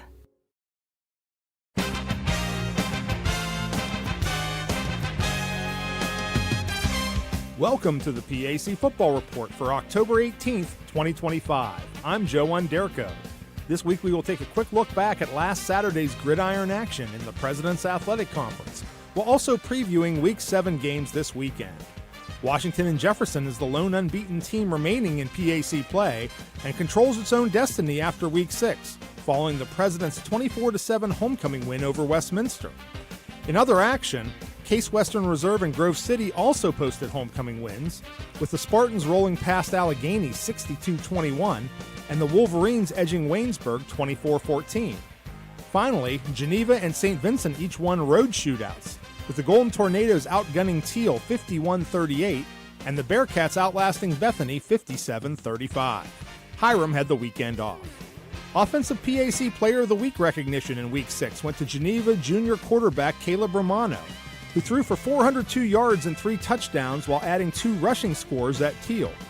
Defensive honors went to Grove City junior cornerback Dominic Dinino, with a pair of interceptions, including a 48-yard TD return versus Waynesburg. Special teams laurels went to St. Vincent senior kicker Justin Emig, who made all 9 of his kicks at Bethany, including a pair of field goals. Newcomer of the week was Teal freshman quarterback Keller Herzberger, who posted a school record 447 passing yards and 5 TDs while adding a rushing score versus Geneva. Week 7 again features 5 league contests, while Case Western Reserve has the bye. A matchup of Presbyterian rivals has 3-3 Geneva traveling to face 2-4 Waynesburg at Wiley Stadium at 1 p.m. The teams are meeting for the 86th time since 1908, with the Jackets holding a 44-37-4 all-time advantage, although the GTs won at home 33-6 a year ago. Waynesburg head coach Cornelius Coleman discusses the challenges posed by the Geneva passing attack. They're not just doing it with a core group of new guys. They're doing it with their same players. That quarterback that they have over there is one of the best quarterbacks in the country right now. 3-2 Grove City looks for its 3rd straight win as the Wolverines travel to Meadville to battle 2-4 Allegheny at Frank Fuhrer Field at 4 p.m. The historic series dates back to 1899, with the Wolverines leading the Gators 37-29-7, including the last 3 meetings since Allegheny rejoined the PAC. The last Allegheny win in the series was a 27-7 final back in 1987. Gator head coach Braden Lair talks about what a home win over the Wolverines would mean for his program. It's a barrier of competing against those caliber teams that I would like to think we're in a position that we can do that. And it didn't happen for us in the first opportunity against Case. That doesn't mean it can't, this Saturday. Ultimately, I think we have to play our game better. 0-5 Bethany continues its search for its first win as the Bison host 2-3 Hiram at Bison Stadium at 1 p.m. The teams renew a series which began in 1899, with the Terriers maintaining a narrow 21-19-1 all-time advantage, although the Bison won the last meeting between the programs 26-16 back in 2022. Midway through Hiram's first gridiron season since returning to the PAC, first-year Terrier head coach Xavier Landry gives his initial impressions of the conference. Every week you got to show up, be prepared to play, and that's what I like. That's what I like about the conference. The game's never over until the clock hits 000. Those games, I like being a part of those types of games. In other Week 7 conference contests, 3-2 Washington and Jefferson looks to hold on to sole possession of first place in the PAC when the Presidents travel to Latrobe to face 2-4 St. Vincent at Chuck Knoll Field at 1 p.m. W&J has won 15 of 16 meetings between the programs since the rebirth of Bearcat football in 2007, with the lone St. Vincent win in that span being a 35-27 final back in 2011. Finally, 0-5 Teal makes the short trip to New Wilmington to face 3-2 Westminster at Harold Burry Stadium at 1 p.m. The Titans lead the series, which dates back to 1894, 50-22-6 all-time, and have won the last 8 meetings, with the last Tomcat win being a 45-37 4-overtime thriller in 2013. That's all for this edition of the PAC Football Report. Log on to the conference website at www.pacathletics.org all season long for the latest news, scores, statistics, and other league info. You can also follow us on social media via X, Facebook, and Instagram. Links are available at the PAC website. I'm Joe Underco. Thanks for listening, and we'll see you at the stadium. You deserve a bank that brings fresh ideas to your business. One that can see you're a cut above and knows you like you know your customers. At Washington Financial, we pride ourselves on preparing personalized solutions, ones that cater to the unique needs of your business. Go with the bank that gets you. Washington Financial Bank. Alex Paris Contracting has been in business since 1928. They're in the heart of the Marcellus Shale on Route 18 in Atlasburg. Call Alex Paris for any contracting job, sewer, water, civil, or any oil and gas project. With over 600 pieces of heavy equipment, over 400 employees, all support equipment, and separate environmental company, they'll adapt and complete any project. Call Alex Paris Contracting, 724-947-2235. Learn more at alexparis.com. We're at halftime of your game here on the WJPA Sports Network. I'm Bob Gregg. Wednesday afternoon, the PIAA announced that Executive Director Bob Lombardi would be retiring at the end of December after more than 40 years in sports administration, the past 13 as the boss at PIAA headquarters. During his tenure, the PIAA has grown to be the 4th largest state in the nation in terms of student-athlete participation, and the association added 3 sports, competitive spirit, flag football, and wrestling, increasing the number of opportunities for girls. During a virtual gathering with media, Lombardi was asked, why now? Well, this is an easy question, and don't laugh at me when I tell you. In 5 weeks, I will be 70 years old. There's the answer. At 70 years old, this is a young man's and a young woman's business. We have a tremendously capable staff. They don't need no fart like me hanging around and getting in the way. No one's successful in this business by yourself. It takes a whole lot of people to get stuff done. And I've been very, very fortunate to work with tremendous folks. We got the best staff in the country. Handing this over to Mark will be a labor of love, man. He's tremendous. There's not a better athletic administrator in the country. And there's nobody that could come in here and do this job like he can after learning the business for 25 years. Mark Byers, currently the PIAA's Chief Operating Officer, will take over on January 1st. Byers joined PIAA a decade after Lombardi started as an intern in 1988. Lombardi was asked if he had any regrets. A regret, maybe not spending more time with my family through the years. I've probably taken advantage of their love and support by working a little bit too much. I catch heck from my administrative assistant that I don't take my vacation days. So that would probably be one. Dr. Lombardi has overseen the expansion of headquarters staff from 9 to 15 full-time employees and the addition of Unified Special Olympics Championships in bocce and track and field, as well as adding 9 events at the track championships. And Lombardi shepherded high school athletics through the COVID pandemic, getting high school athletes back on the field. But it's a change in society that Lombardi has said most personally impacted him at the office. Years ago, when Brad and Tom Warner and I were here as a 3-man band a little bit, we only had 9 people in our office staff. Dr. Warner got to work a lot of sports. That's transitioned pretty well for me. I'm not involved with the organization and administration of championships like I used to be. And that's because we have an attorney that keeps us really, really busy. And it's not her doing, it's our member. Society's changed. Nobody will take no for an answer. Lombardi was asked, what's wrong with sports today that has to be fixed? I think there's maybe 3 things. One, the lack of good sportsmanship and the lessons learned from athletics are very disappointing because the language and of a foul nature and the behavior that we're seeing in contests and on sidelines and in stands is reprehensible. Yeah. The second thing is the lack of adherence to rules. Rules are made for a reason, and to follow them, it's important. And they're the lessons learned in athletics because they also translate into life behavior and being a good citizen. And I think the last thing that I think many people have forgot about when they're playing athletics is it's supposed to be fun.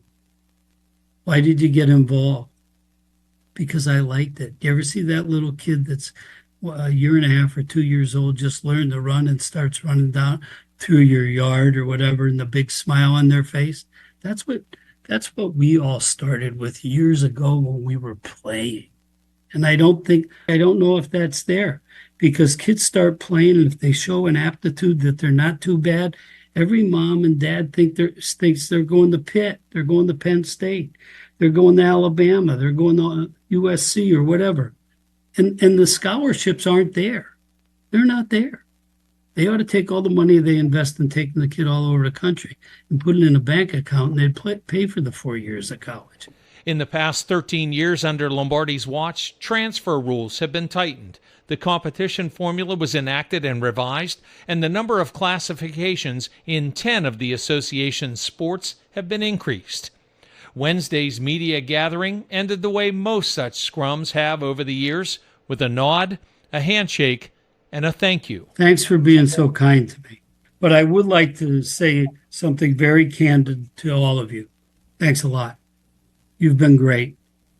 We haven't always agreed, and I don't think we should, but you've always been respectful of the position and of me and our association, and I can't tell you how much I appreciate that, and I hope you feel the same about us, because I've tried to be a good steward, and I've tried to represent our organization with professionalism to you folks, because you're important to all of us. So thank you. Thank you, Dr. Bob, for your leadership, your candor, and your friendship. Enjoy your well-earned retirement. We'll get you back to your game in just a moment here on the WJPA Sports Network. Friday night lights bring our community together, but too many families in Washington County are being torn apart by opiate addiction. I'm Commissioner Larry Maggi, and I want you to know you're not alone. Help is here. If you or someone you love is struggling, call our confidential helpline today at 724-228-1234. That's 724-228-1234. Together we can fight addiction and build a stronger future for Washington County. GG&C drives Avella. GG&C Bus Company is looking for CDL drivers. Enjoy flexible hours and scheduling and paid training for new drivers. Drug screening and background checks required. For 50 years, GG&C has provided safe, reliable student and public transportation. They're always looking for school bus, van, and charter drivers and student monitors. Equal opportunity employer. Learn more at ggcbus.com or call 724-222-2320. Back here at Jefferson Morgan, it's halftime, 33-0. The Rockets lead Avella. It's homecoming here at Jefferson Morgan, and the homecoming ceremony running a little bit over. Just want to say thanks so much to Dr. Bob Lombardi for sitting down with Bob this week and doing an interview with us. He's been great to work with. And we wish Dr. Lombardi, who announced his retirement as executive director of the PIAA this week at the end of this year, a wonderful retirement, and sending our well wishes to him. The homecoming court lined up on the football field right now here at Jefferson.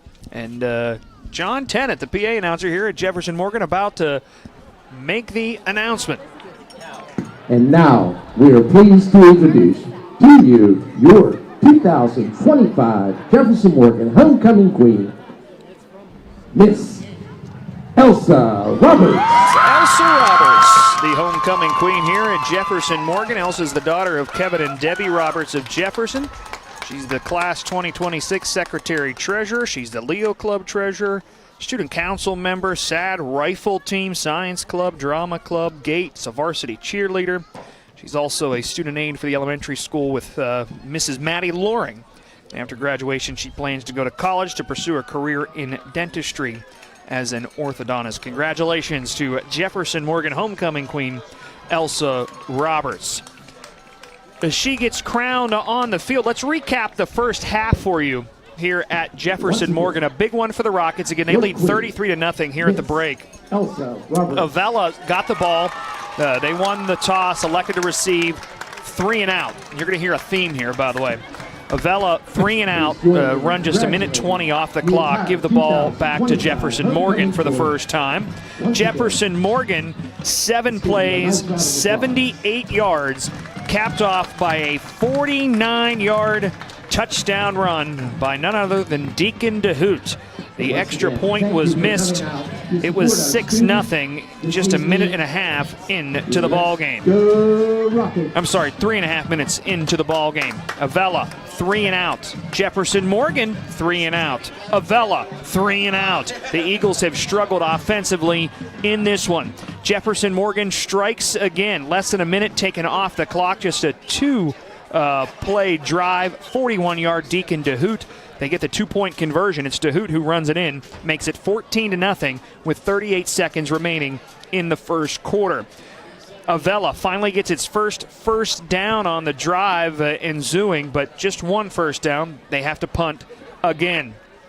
Jefferson Morgan, a 4-play, 75-yard drive that takes 2.5 minutes off the clock, capped off by a 45-yard John Woodward touchdown. Extra point made it 21-0 Rockets with 7.5 minutes remaining in the second quarter.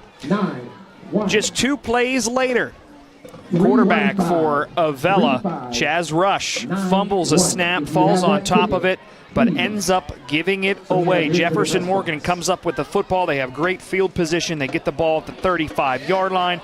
Who else but Deacon DeHoot, but this time it's in the air. He makes the pass 35 yards to Seth Fox.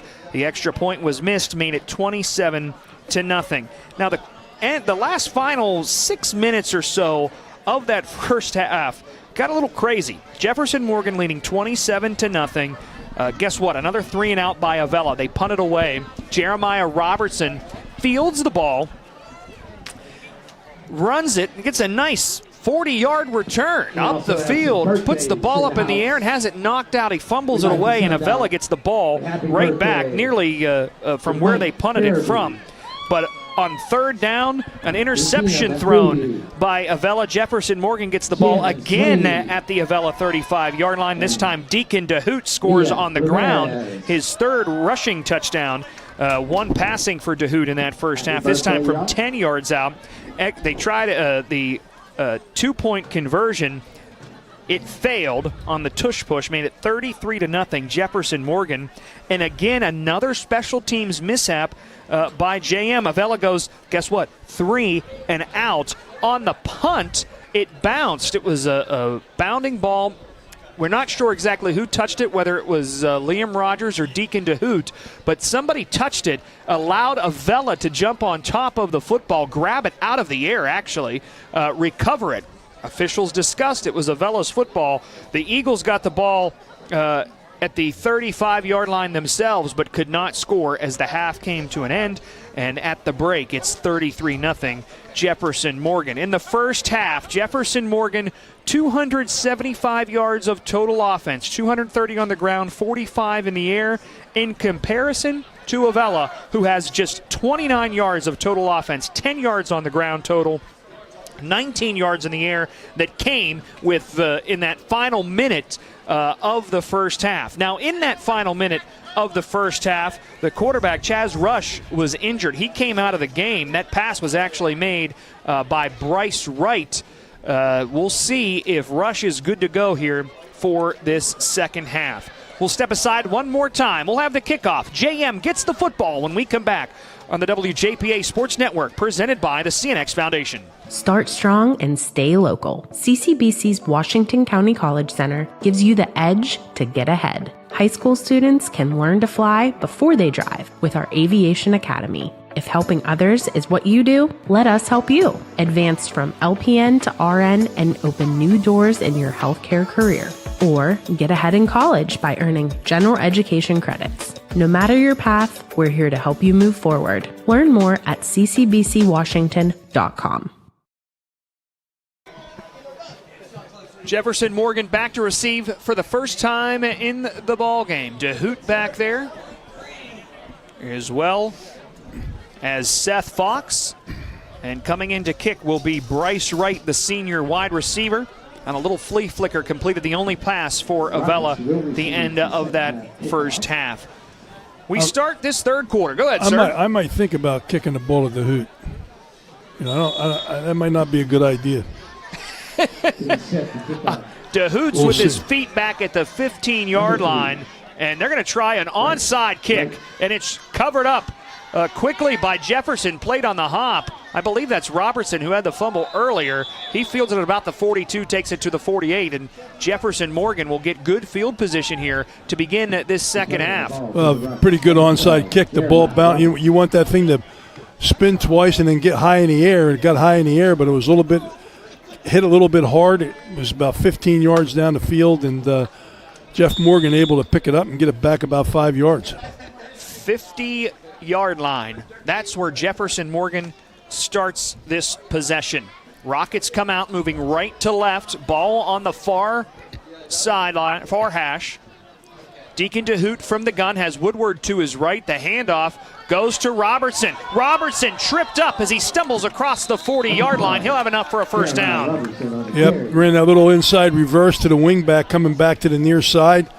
And he almost was able to break it. He just got tripped up just by the shoestrings. About 10 yards down the field, stumbled, got the first down, put the ball on a 35-yard line. Gain of 15 on first down, and Jefferson Morgan comes out rolling. A touchdown here would put this into the mercy rule. DeHoot hands it off to, this time, Woodward. Woodward finds a hole around the right side. Now busts one out along the right end, and again another first down. Two big gains to start this second half by Jefferson Morgan. They're just running the ball right at Avella right now. I think they talked at halftime and said, look, we're better than they are up front. We're just going to run the football, get it over 35, and get home. Gain of 14 this time. Ball up to the 21-yard line. A gain of 14 and a gain of 15. The first two plays of this third quarter. Just in the opening minute here, JM trying to put it into the mercy rule. Now it's a handoff to the left side, this time to Robertson. Robertson gets wrapped up. He'll get up to the 15-yard line. Robertson bounced that ball out to the outside and really had a seam up inside. Didn't want to take it, would have got more yardage. Picks up 6. And looks like there's an injury here. Jeremiah Robertson, after the 6-yard run here, comes off the field. Stops the clock with 10.5 minutes to go in the third quarter. Second down and 4. Deacon DeHoot, shotgun formation.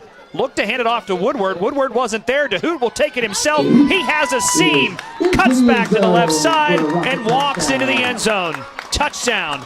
His 4th rushing touchdown of the evening, and that will make this a mercy rule game. DeHoot either turned the wrong way or the back went the wrong way, and he just basically 180 followed the back, and once he got to the second level, he made a great cutback at the second level, and he walks into the end zone untouched. 50 yards in 4 plays, a minute and 40 seconds taken off the clock, and Jefferson Morgan strikes again. Kick from Yek. DeHoot the holder. High snap, DeHoot gets it down, kick is up, and kick is good this time.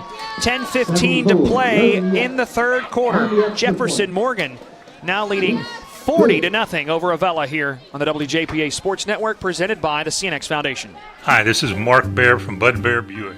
We have a 2025 Buick Enclave left. Purchase it for only $49,946 with lease loyalty and only $4,000 down. You have a payment of $653. We have a great selection of 2026s. Come up and get yours today. Purchase includes $500 Conquest rebate and $1,000 GMF bonus cash. 36-month lease at 10,000 miles per year with $4,000 due at signing. Offer good through 10/31/25. See dealer for details. BudBearGM.com.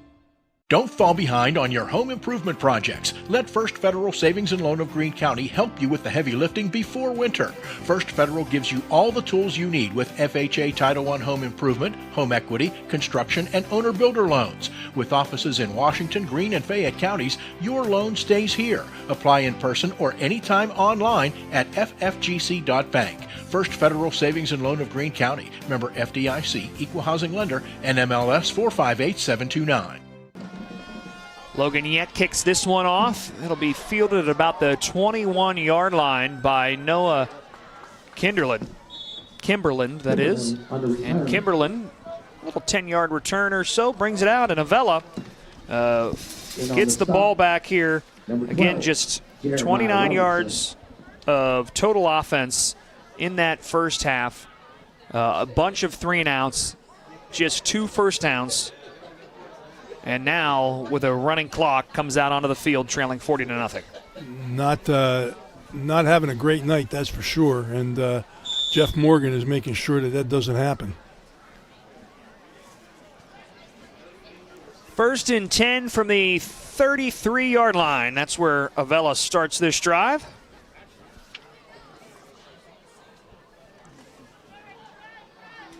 And it's Bryce Wright in the backfield looking for somewhere to go, and he's thrown backwards. How about the game defensively by Jeremiah Robertson? Robertson up the field quickly. They run a little toss sweep coming to the near side, and there's really no place for him to go. He'd have had to keep that off tackle in order to get any kind of yardage at all. Robertson with 4 carries and 37 yards offensively, but he's had some big plays on defense, big tackles for loss. And there, Wright loses 5, 2nd down and 15. Got a fourth quarter score. Washington Prexy 62, Carleton nothing. Wow. Wash High will play for a conference title next week. Century Conference, they'll face Seton LaSalle. We'll have that game on WJPA as Kimberlin this time on the carry, and they lose more yardage. Avella continues to go backwards.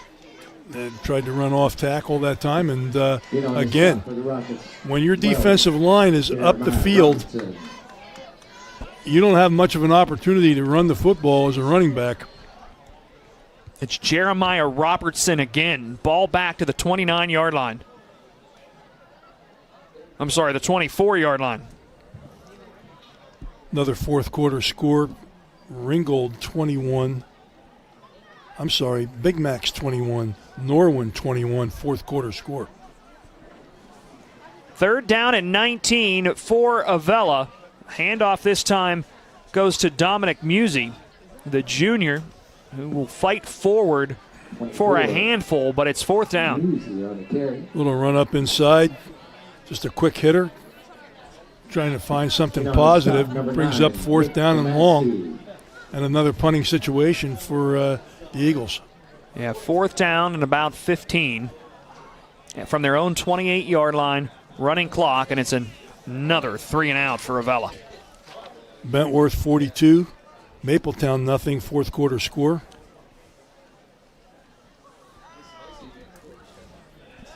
Bryce Wright will punt.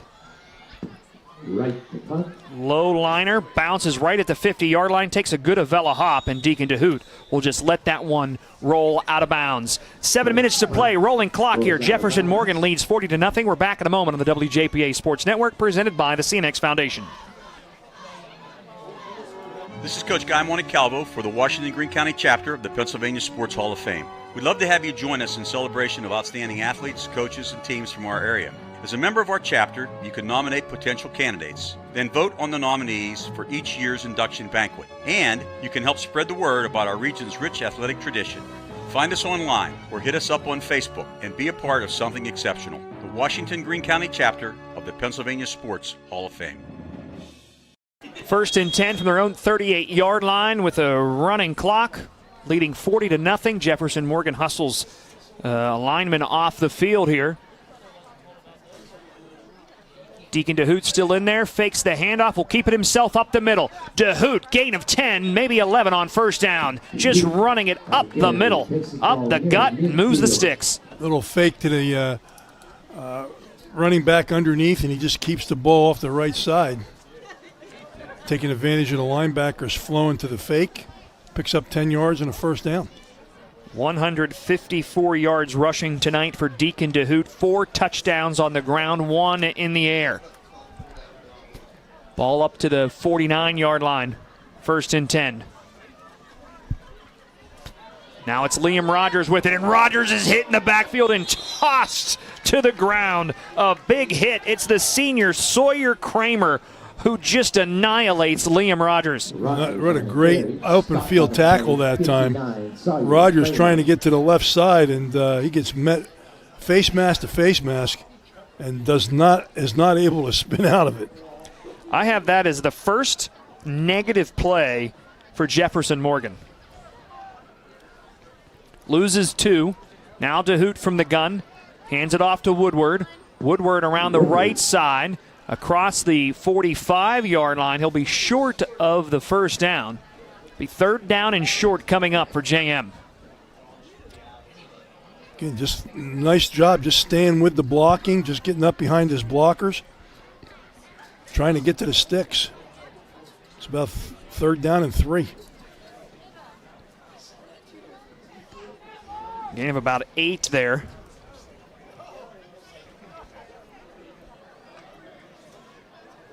Woodward approaching 100 yards rushing tonight at the big 45-yard rushing touchdown. 3rd down and 3.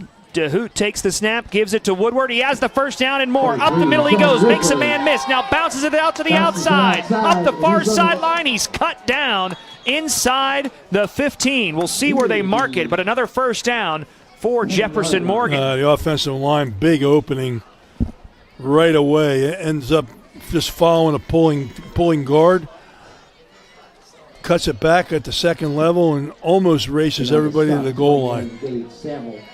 See where they mark him. They might have marked him out of bounds a little. Oh, there's a holding call. First penalty against Jefferson Morgan tonight. Holding call against the Rockets. So ball was at the 44. He'll get credit for 14 yards on the carry. And that will put him over 100 for the night. Clock continues to roll. Jefferson Morgan leading 40-0, marching once again. 1st and 10 from the Avella 30-yard line. Deacon DeHoot still in at quarterback. Nick Domaski, the tailback now. 2 receivers bunched up to the far side. Handed off to Domaski. Up the gut he goes. Domaski goes up the middle. His 2nd carry of the night. He'll get to the 20. And that should be about enough for a first down. Good hard run that time by Domaski. Hit the hole very well. Just gets up the field, follows his pulling lineman, gets a little trap block, and almost gets to the first down marker. Oh, the one official said he got it. They say he's a yard short. They only give him 9. 2nd down and 1. DeHoot gives it to Domaski again. This time Domaski wrapped up from behind, but will have enough for the first down. Another big tackle there by Sawyer Kramer. Gain of 2 is enough to move the sticks. Kramer moves pretty well for a big kid, but gets enough for the first down. Clock running in the 3rd period, 2:12, 2:11. Rolling clock here with the mercy rule. Coming onto the field now is E.J. Lingenfield, sophomore. Grayson Marmey in there as well. Update, Fort Cherry 42, Shenango nothing. 3rd quarter. Hand off to Domaski, up the middle again. Jefferson Morgan continuing to move the football. Mark him down here at about the 16-yard line. This is exactly what the coaching staff at Jefferson Morgan wants to do. Just run the football, run the clock.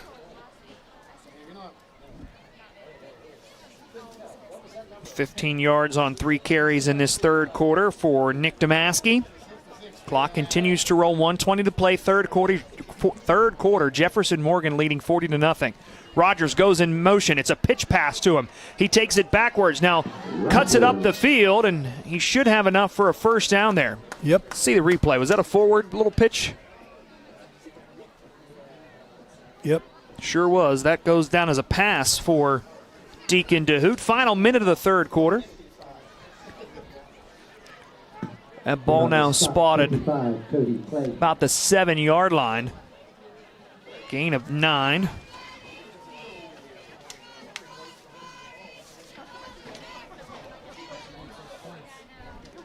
Final for Bentworth, 42.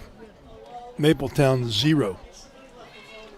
Domaski hands it off to Liam Rogers this time, who's wrapped up around the helmet and drugged down. Dominic Musey makes the tackle. It was close to a face man. I'd like to see that replay. Final 20 seconds. Couldn't tell if he got it or not. Oh, I don't think. No, got him up around the shoulder pads. And that's going to be the end of the third quarter. Jefferson Morgan driving, already leading 40-0 over Avella here in the WJPA Sports Network, presented by the CNX Foundation.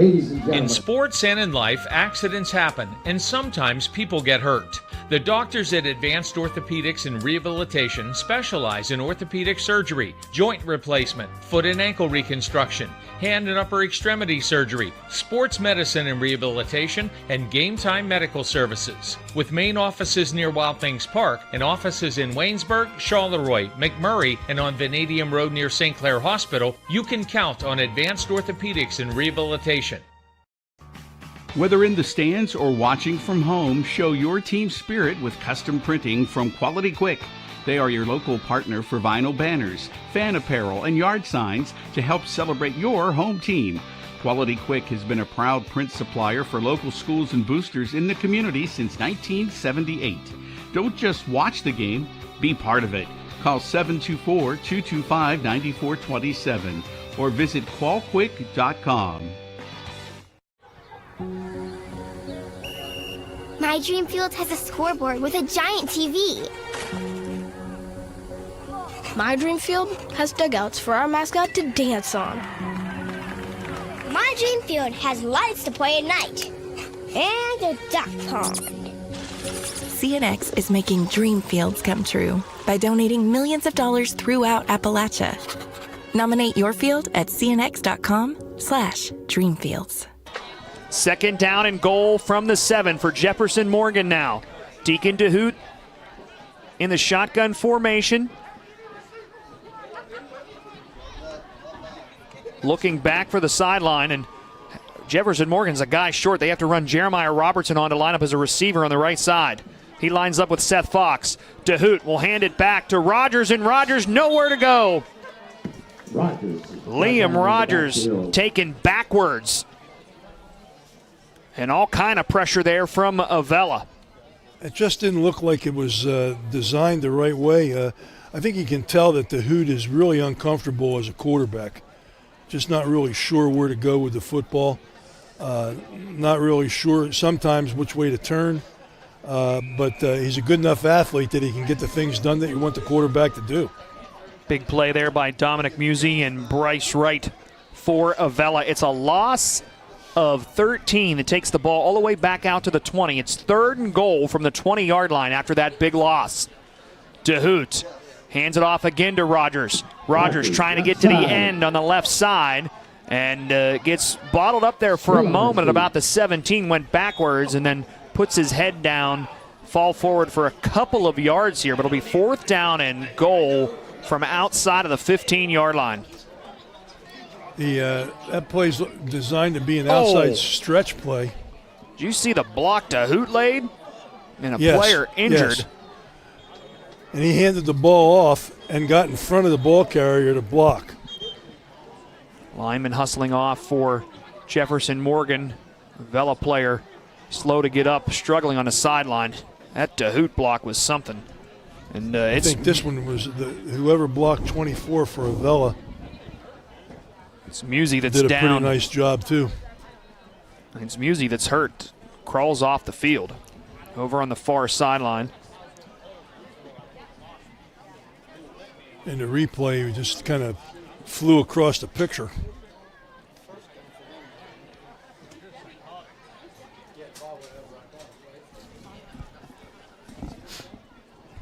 I think this should be, this should be 4th and goal. Should be 4th and goal from about the 17-yard line, I believe.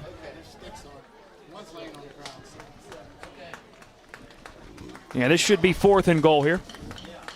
Shaking up on our last play, Dominic Muzzy.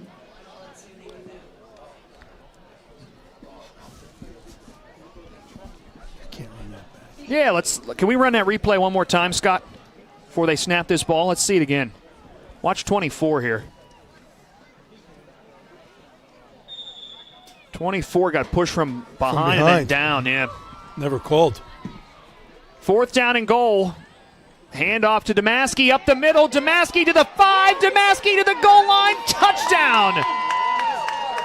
From the 17-yard line on a 4th down and goal, Nick Domaski sneaks his way up the field and scores.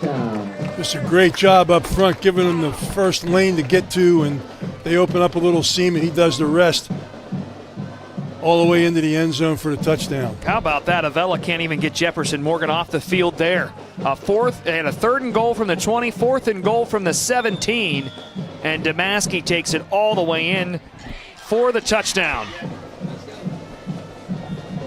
46-0. Tell you what, they've had problems with their extra point protection. They've had a white jersey with a yellow helmet in on them every time they've kicked the football. Yek gets this one through 47-0. Jefferson Morgan, 10.5 minutes to play in the ball game. We're back in a moment on the WJPA Sports Network. You deserve a bank that lifts up your business, that shares your spirits, and your taste for success.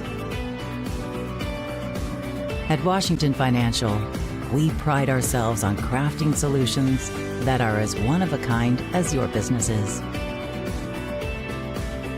Go with the bank that gets you. Washington Financial Bank.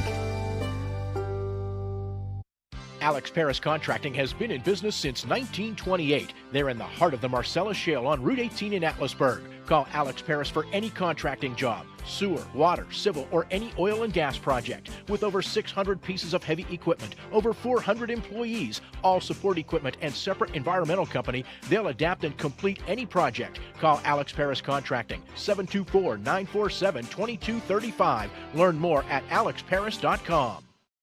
Logan Yek will kick things off for Jefferson Morgan. Avella fields it at the 18-yard line, up the far sideline, moving from right to left.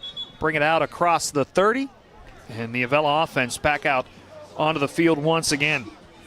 Kicked to the far numbers that time, just took up the right side, got as much as he could before he got knocked out of bounds right around the Avella Eagles bench. Avella has gone 3 and out 7 times in this ball game. They've turned the ball over, 2 interceptions and a fumble, 3 turnovers. Jefferson Morgan's turned the ball over twice. Some confusion about supposed to be out on defense there for Jefferson Morgan right now. Clock is rolling. Rockets leading 47-0 over Avella here.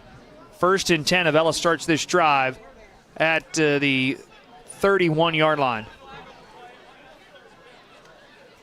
Wright goes in motion. He gets the handoff and will bounce this one, trying to get to the edge. He'll fall forward for a gain of about 5 on 1st down. Again, Avella playing now without their quarterback here in this second half as well, as Chaz Rush got hurt at the end of that first half. He did not play that first series either, did he? He did not. Wright gains 6.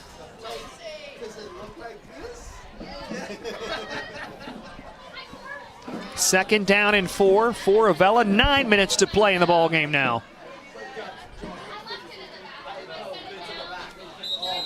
And it's Johnny Urbania under center for Avella, and Jefferson Morgan wants a timeout. We'll take one, too. Timeout on the field. 8:46 to play in the ball game. Jefferson with a big lead, 47-0 over Avella. We're back in a moment. The WJPA Sports Network, presented by the CNX Foundation.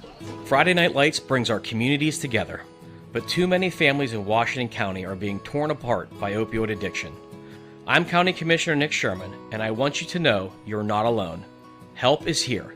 If you or someone you love is struggling, call our confidential hotline today at 724-228-1234. Together we can fight addiction and build a strong future for Washington County. 724-228-1234.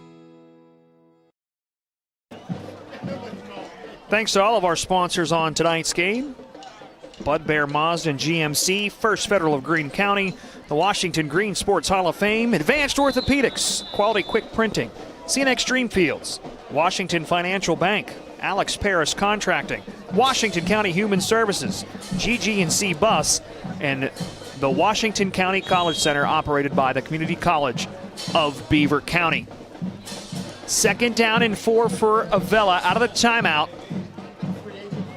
Urbania under center. Quick handoff goes up the middle. This time Luca Davis, who touches the ball for the first time, and he pounds ahead. He has enough to move the sticks.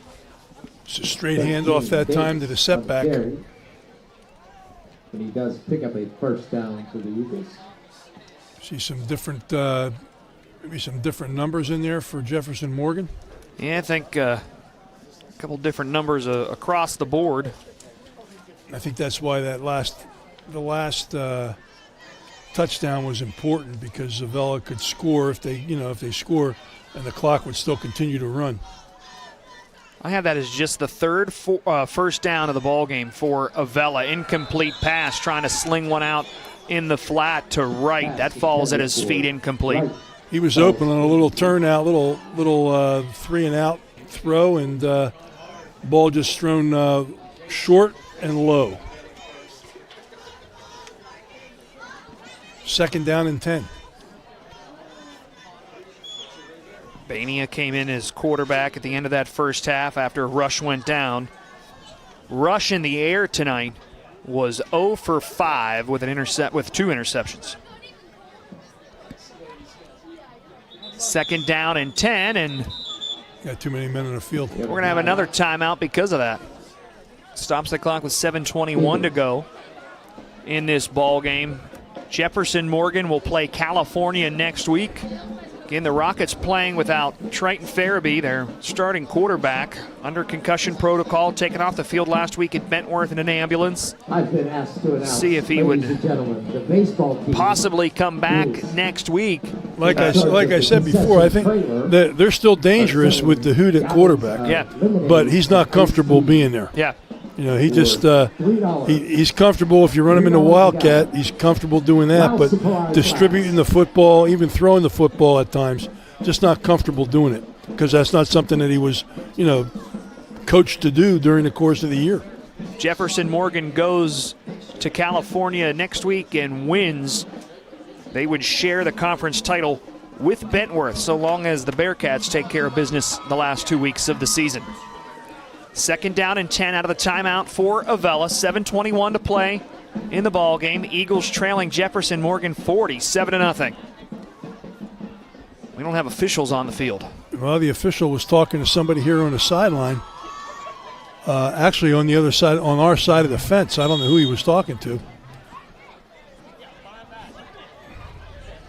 They wind the clock. 2nd and 10. Urbania pitches it back to Wright. Wright trying to get around the right side. He gets up to the 50-yard line and is brought down after a gain of about 6 and some extracurricular activity away from the ball. I think it was just a block right at the whistle. Just running there with some momentum was just a Jeremiah block Rodriguez. Just a block right at the whistle, and he wasn't anticipating it. See if you can find 75 here. Look at 75. Yeah, maybe a little late. I don't know. Huh? Depends when that whistle came in there. We don't have audio on that replay. No. I couldn't hear anything. Oh, I got earphones on, don't I? So I can't. Wright picks up 6. 3rd down and 4, now in Jefferson Morgan territory at the 49-yard line. Man goes in motion, pitch back to him. It's Kimberlin. Kimberlin cuts it up at the 40. Kimberlin escapes a tackle. Here goes Noah Kimberlin across the 20, spins around, and is brought down, and a big flag comes in way behind the play as Kimberlin takes the ball to the 10. Be like a 40-yard gain here for Noah Kimberlin, but the flag stands or sits at the 29-yard line or so. I don't know if we're going to have it on replay because it was so far behind. It might be out of frame, but we don't know. Big hold against Avella. It's going to negate that big run. We'll still get 9 yards on the carry. Will Kimberlin. There's a couple blocks in the back. There was more than a hole. There were 2 blocks in the back. Kimberlin made a couple of nice moves there, too. Get around some would-be tacklers. As the clock continues to roll, 5:20 to play in the ball game. Avella just looking for some sort of offense before the end of this game. So they get another first down. They've had more first downs here in a running clock fourth quarter than they had in the entire ball game. Pitch it back this time. It was high, but caught by Samal. Samal bounces it out to the right side, a bit close to the first down marker. And a flag comes in at the end of that play. And a flag came in on the end of the play. It's usually like a late hit or something.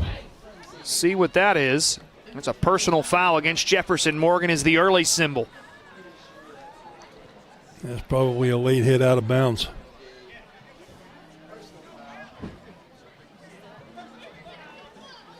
It's a face mask. Face mask penalty. Clock continues to roll, though, as they mark off this penalty yardage. Let's see where they mark. Where are they marking it off from? They mark it off from the spot. Is that a spot foul?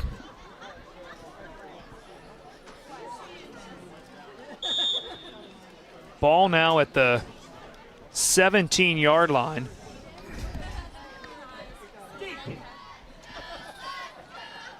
Four minutes to play.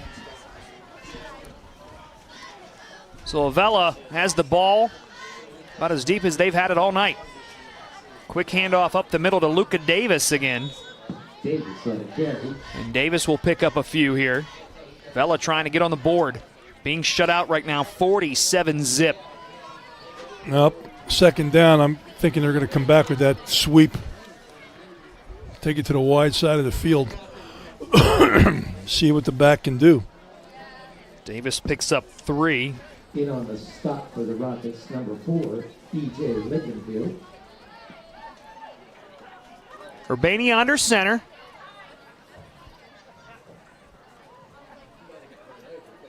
Man comes in motion. That's who takes the pitch. This was the play Kimberlin made a nice play on, and here he'll run it into the end zone. Touchdown. Toss sweep, wide side, walks in. Kimberlin from 15 yards out. How about this with all the action he's had tonight? 9 carries now for 15 yards and a touchdown.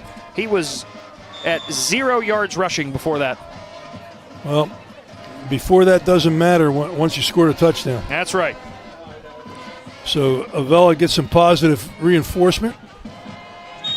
They take the ball down and score, although probably, Jefferson Morgan will look at it and say they did it against most of our seconds.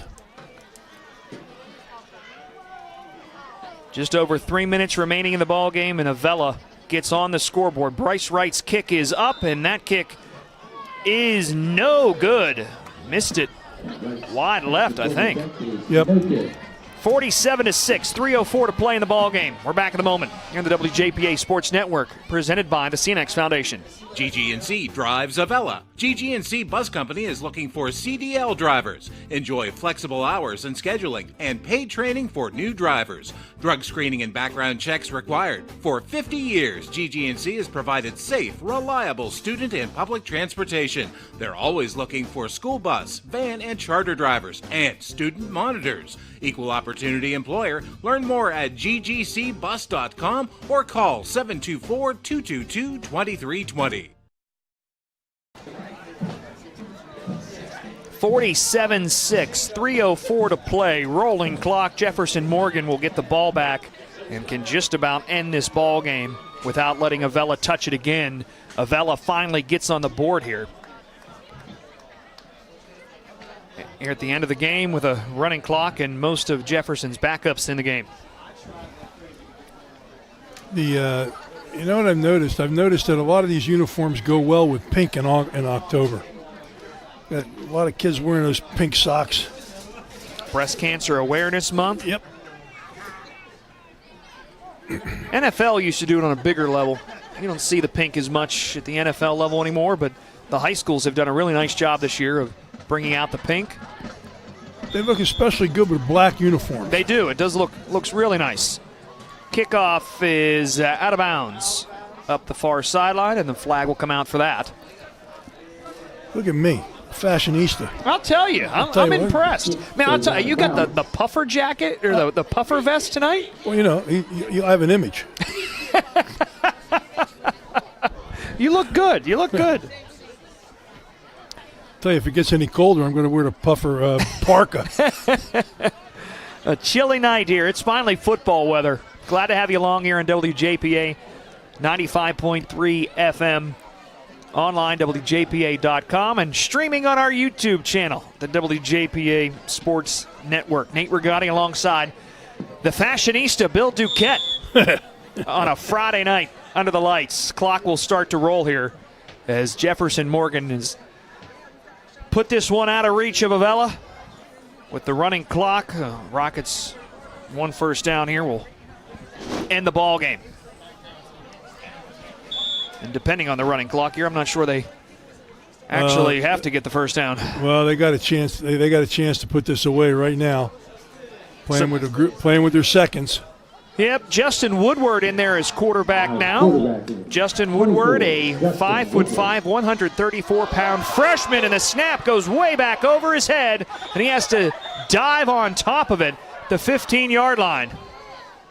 Well, that's not a way to start. No, but at least the clock is running. That's true. That's a major loss for Woodward. I don't think the Hoot could have went up and got that one. Big loss from the 35 all the way back to the 16-yard line. Yeah, that's second down in a mile. 10, 20, 32. Second down and 32. Something like that. It's a long way. Handoff up the middle, nowhere to go. Avella with the stop there. Like Atkins on the stop. And final minute and a half. Jefferson Morgan can try to go to California next week and split the conference title with the Trojans and the Bentworth Bearcats. If they could upset California next week. Right now, I think you consider that an upset. Yes. Over California. Jefferson won that game last year in a barn burner to win the conference title. We'd also like to thank Avella next week will be here. Will be at home next week against Bentworth, and we intend to cover that game next week here on WJPA. Another high snap off the fingertips of Woodward, and the ball now inside the 5-yard line. And I do not think Jefferson has to snap this one again. 4th down and 27. And play clock at 37. They will not have to snap it. They can just walk off the field. They lost about 33 yards on that drive. Lost more than that. It's going to impact the stats. Sure is. As the teams come to midfield to shake hands. That'll be it. Final score tonight, Jefferson Morgan takes care of business. The Rockets win it 47-6 over the Avella Eagles. When we come back, we'll recap this one and name our Washington County College Center Player of the Game. This is the WJPA Sports Network, presented by the CNX Foundation. Start strong and stay local. CCBC's Washington County College Center gives you the edge to get ahead. High school students can learn to fly before they drive with our Aviation Academy. If helping others is what you do, let us help you. Advance from LPN to RN and open new doors in your healthcare career. Or get ahead in college by earning general education credits. No matter your path, we're here to help you move forward. Learn more at ccbcwashington.com.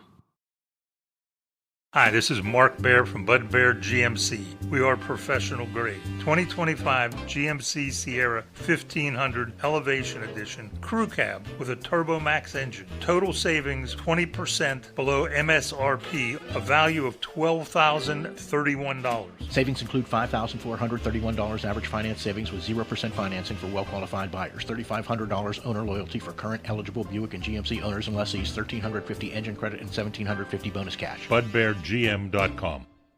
Working overtime on your business needs? With First Federal of Greene County's Commercial Lending Department, your next step is closer than you think. From real estate secured purchases to refinancing, your loan starts and stays here. And now First Federal is offering business basic checking, business statement savings, and merchant services. First Federal will help you take care of business. For more information, visit online at ffgc.bank. First Federal Savings and Loan Association of Greene County. Member FDIC, Equal Housing Lender. The Avella alma mater playing, but the Avella Eagles sad tonight as Jefferson Morgan prepares for the Rocket alma mater to be played on the field.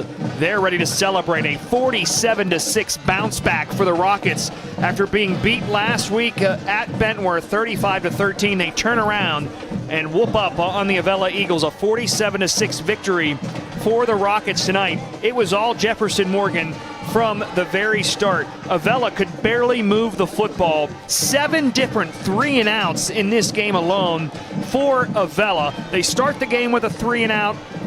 Deacon DeHoot on the next drive scores from 49 yards. Extra point was missed, made it 6-0. Another Avella 3-and-out. Teams changed possessions a couple of times on some 3-and-outs. Jefferson Morgan leading 6-0, gets the ball back at the 50-yard line. A 41-yard Deacon DeHoot run just 2 plays later makes it 14-0. Avella had to punt the ball away. Jefferson Morgan responds, a 75-yard 4-play drive capped off by a 45-yard John Woodward touchdown. Extra point made it 21-0. 2 plays later, Avella drops the ball on the snap. The Rockets fall on top of it. The turnover gives Jefferson the ball at the 35-yard line, and it's 1 play later. Deacon DeHoot hits Seth Fox in the air 35 yards out. Extra point was missed, made it 27-0. Then Avella had 4 of the next 5 possessions, all because of some Jefferson Morgan punt mishaps where they gave the ball back. One on a return that was fumbled away, another one that the punt was touched, and Avella jumped on it after JM hit it. But the one possession by JM in there in the middle, Deacon DeHoot scored as Jefferson Morgan got the ball after an interception at the 35-yard line, and they scored from 10 yards out. Deacon DeHoot's 3rd rushing touchdown. They tried to go for 2 and missed, made it 33-0. Avella went 3-and-out again. Another punt mishap. Avella tried to get the ball into the end zone before the end of the half, but couldn't do it. 33-0 at halftime. Jefferson Morgan would put up 2 more touchdowns in the second half. One by DeHoot, again, 15 yards this time, his 4th touchdown of the game. Another 3-and-out, and Damaski on a 4th and goal from the 17 scrambled in. Finally, Noah Kimberlin put a touchdown up with a running clock for Avella so that they didn't get shut out, made it 47-6. It was all Jefferson Morgan tonight from the very start. Yeah, no question. The Avella ran into a buzzsaw. And again, it may be a result of who they played early in terms of conference schedule, and now they've got a really, really tough road Tahoe. They got to come back from this one with a couple injuries, I think, and play next week. For the chance of even being considered for a playoff berth. So it's gonna be tough for them. But Jefferson Morgan's got a big game coming up. They prepared well for this one. They did what they needed to do. They got in front early. They kept the foot down on the pedal.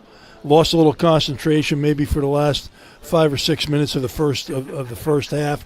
But for all intents and purposes, they did exactly what they wanted to do. They came out, they played, they scored, they got the game over with quickly, and now they can look forward to next week and see if they can get a 3-way tie for first place in the conference. Have to take on California next week. Again, would share that conference title with Bentworth and California if the Rockets can win that game. Avella, meanwhile, is hosting Bentworth, so the Bearcats wanting to take care of business against Avella.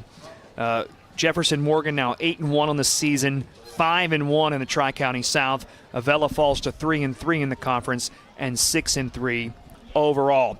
It's time to name our Washington County College Center player of the game.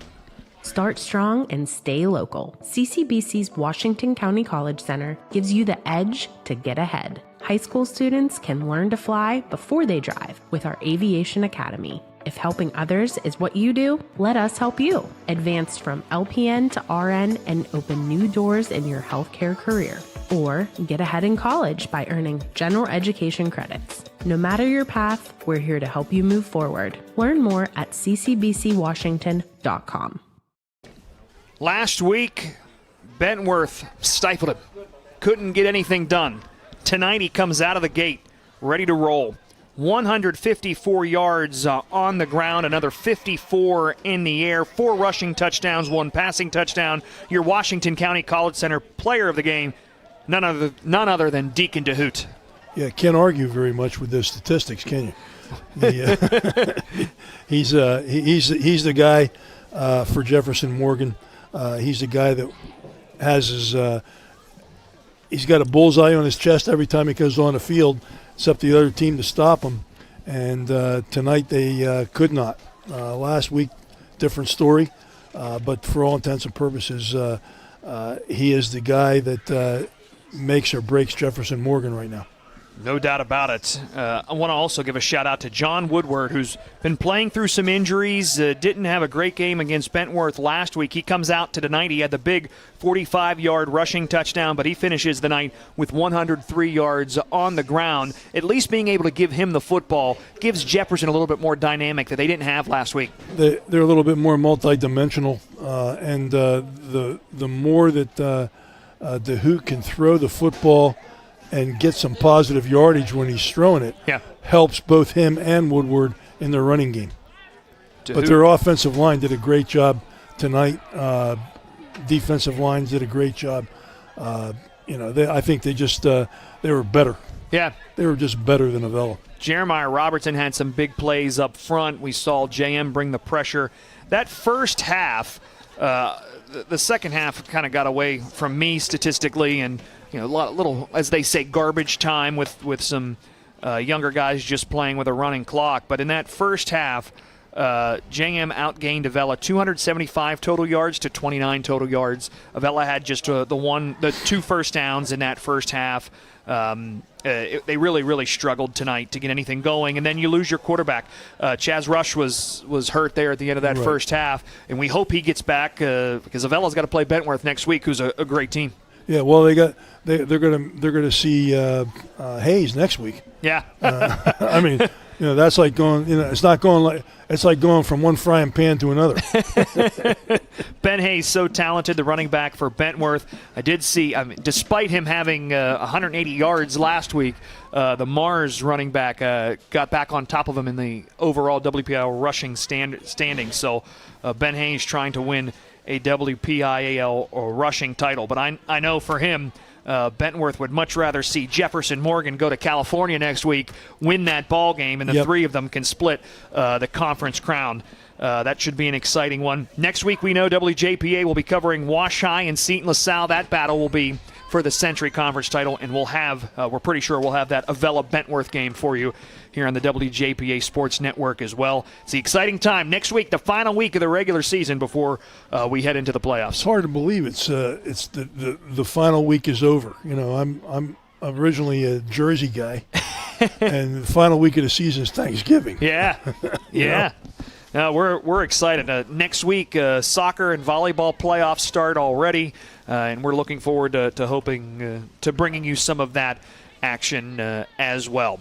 Tonight's game on the WJPA Sports Network has been brought to you by GG&C Bus. GG&C drives Avella. Drive for GG&C. Call 724-222-2320. By Washington County Human Services. Take the first step toward a healthier life. Call 724-228-1234. By Alex Paris Contracting, a commitment to quality and service exceeding expectations.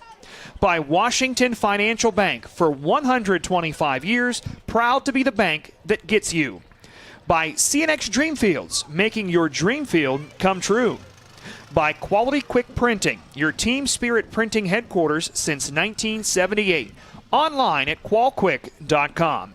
By Advanced Orthopedics and Rehabilitation and Advanced Surgical Hospital. By Washington Greene County Chapter of the Pennsylvania Sports Hall of Fame, celebrating our region's rich athletic tradition. By First Federal Savings and Loan of Greene County. People you know, people you can trust. By Bud Bear Mazda and Bud Bear Buick and GMC, Route 19 South, Washington, home of the Bud Bear Cares Rewards Program. And by the Washington County College Center, operated by the Community College of Beaver County. Thanks so much to our producer here at the field, Scott Donnelly. For our camera guys, Dacia Skolnekovich and Brandon Bennett, our scoreboard operator, Cameron Pritz, and our downtown Washington producer, Mark Edwards, and, of course, for my partner, Bill Duquette. I'm Nate Rigotti signing off from Jefferson Morgan tonight. The Rockets take care of business, a 47-6 win over Avella. Have a great night, everybody. Thanks for listening and watching the WJPA Sports Network, presented by the CNX Foundation.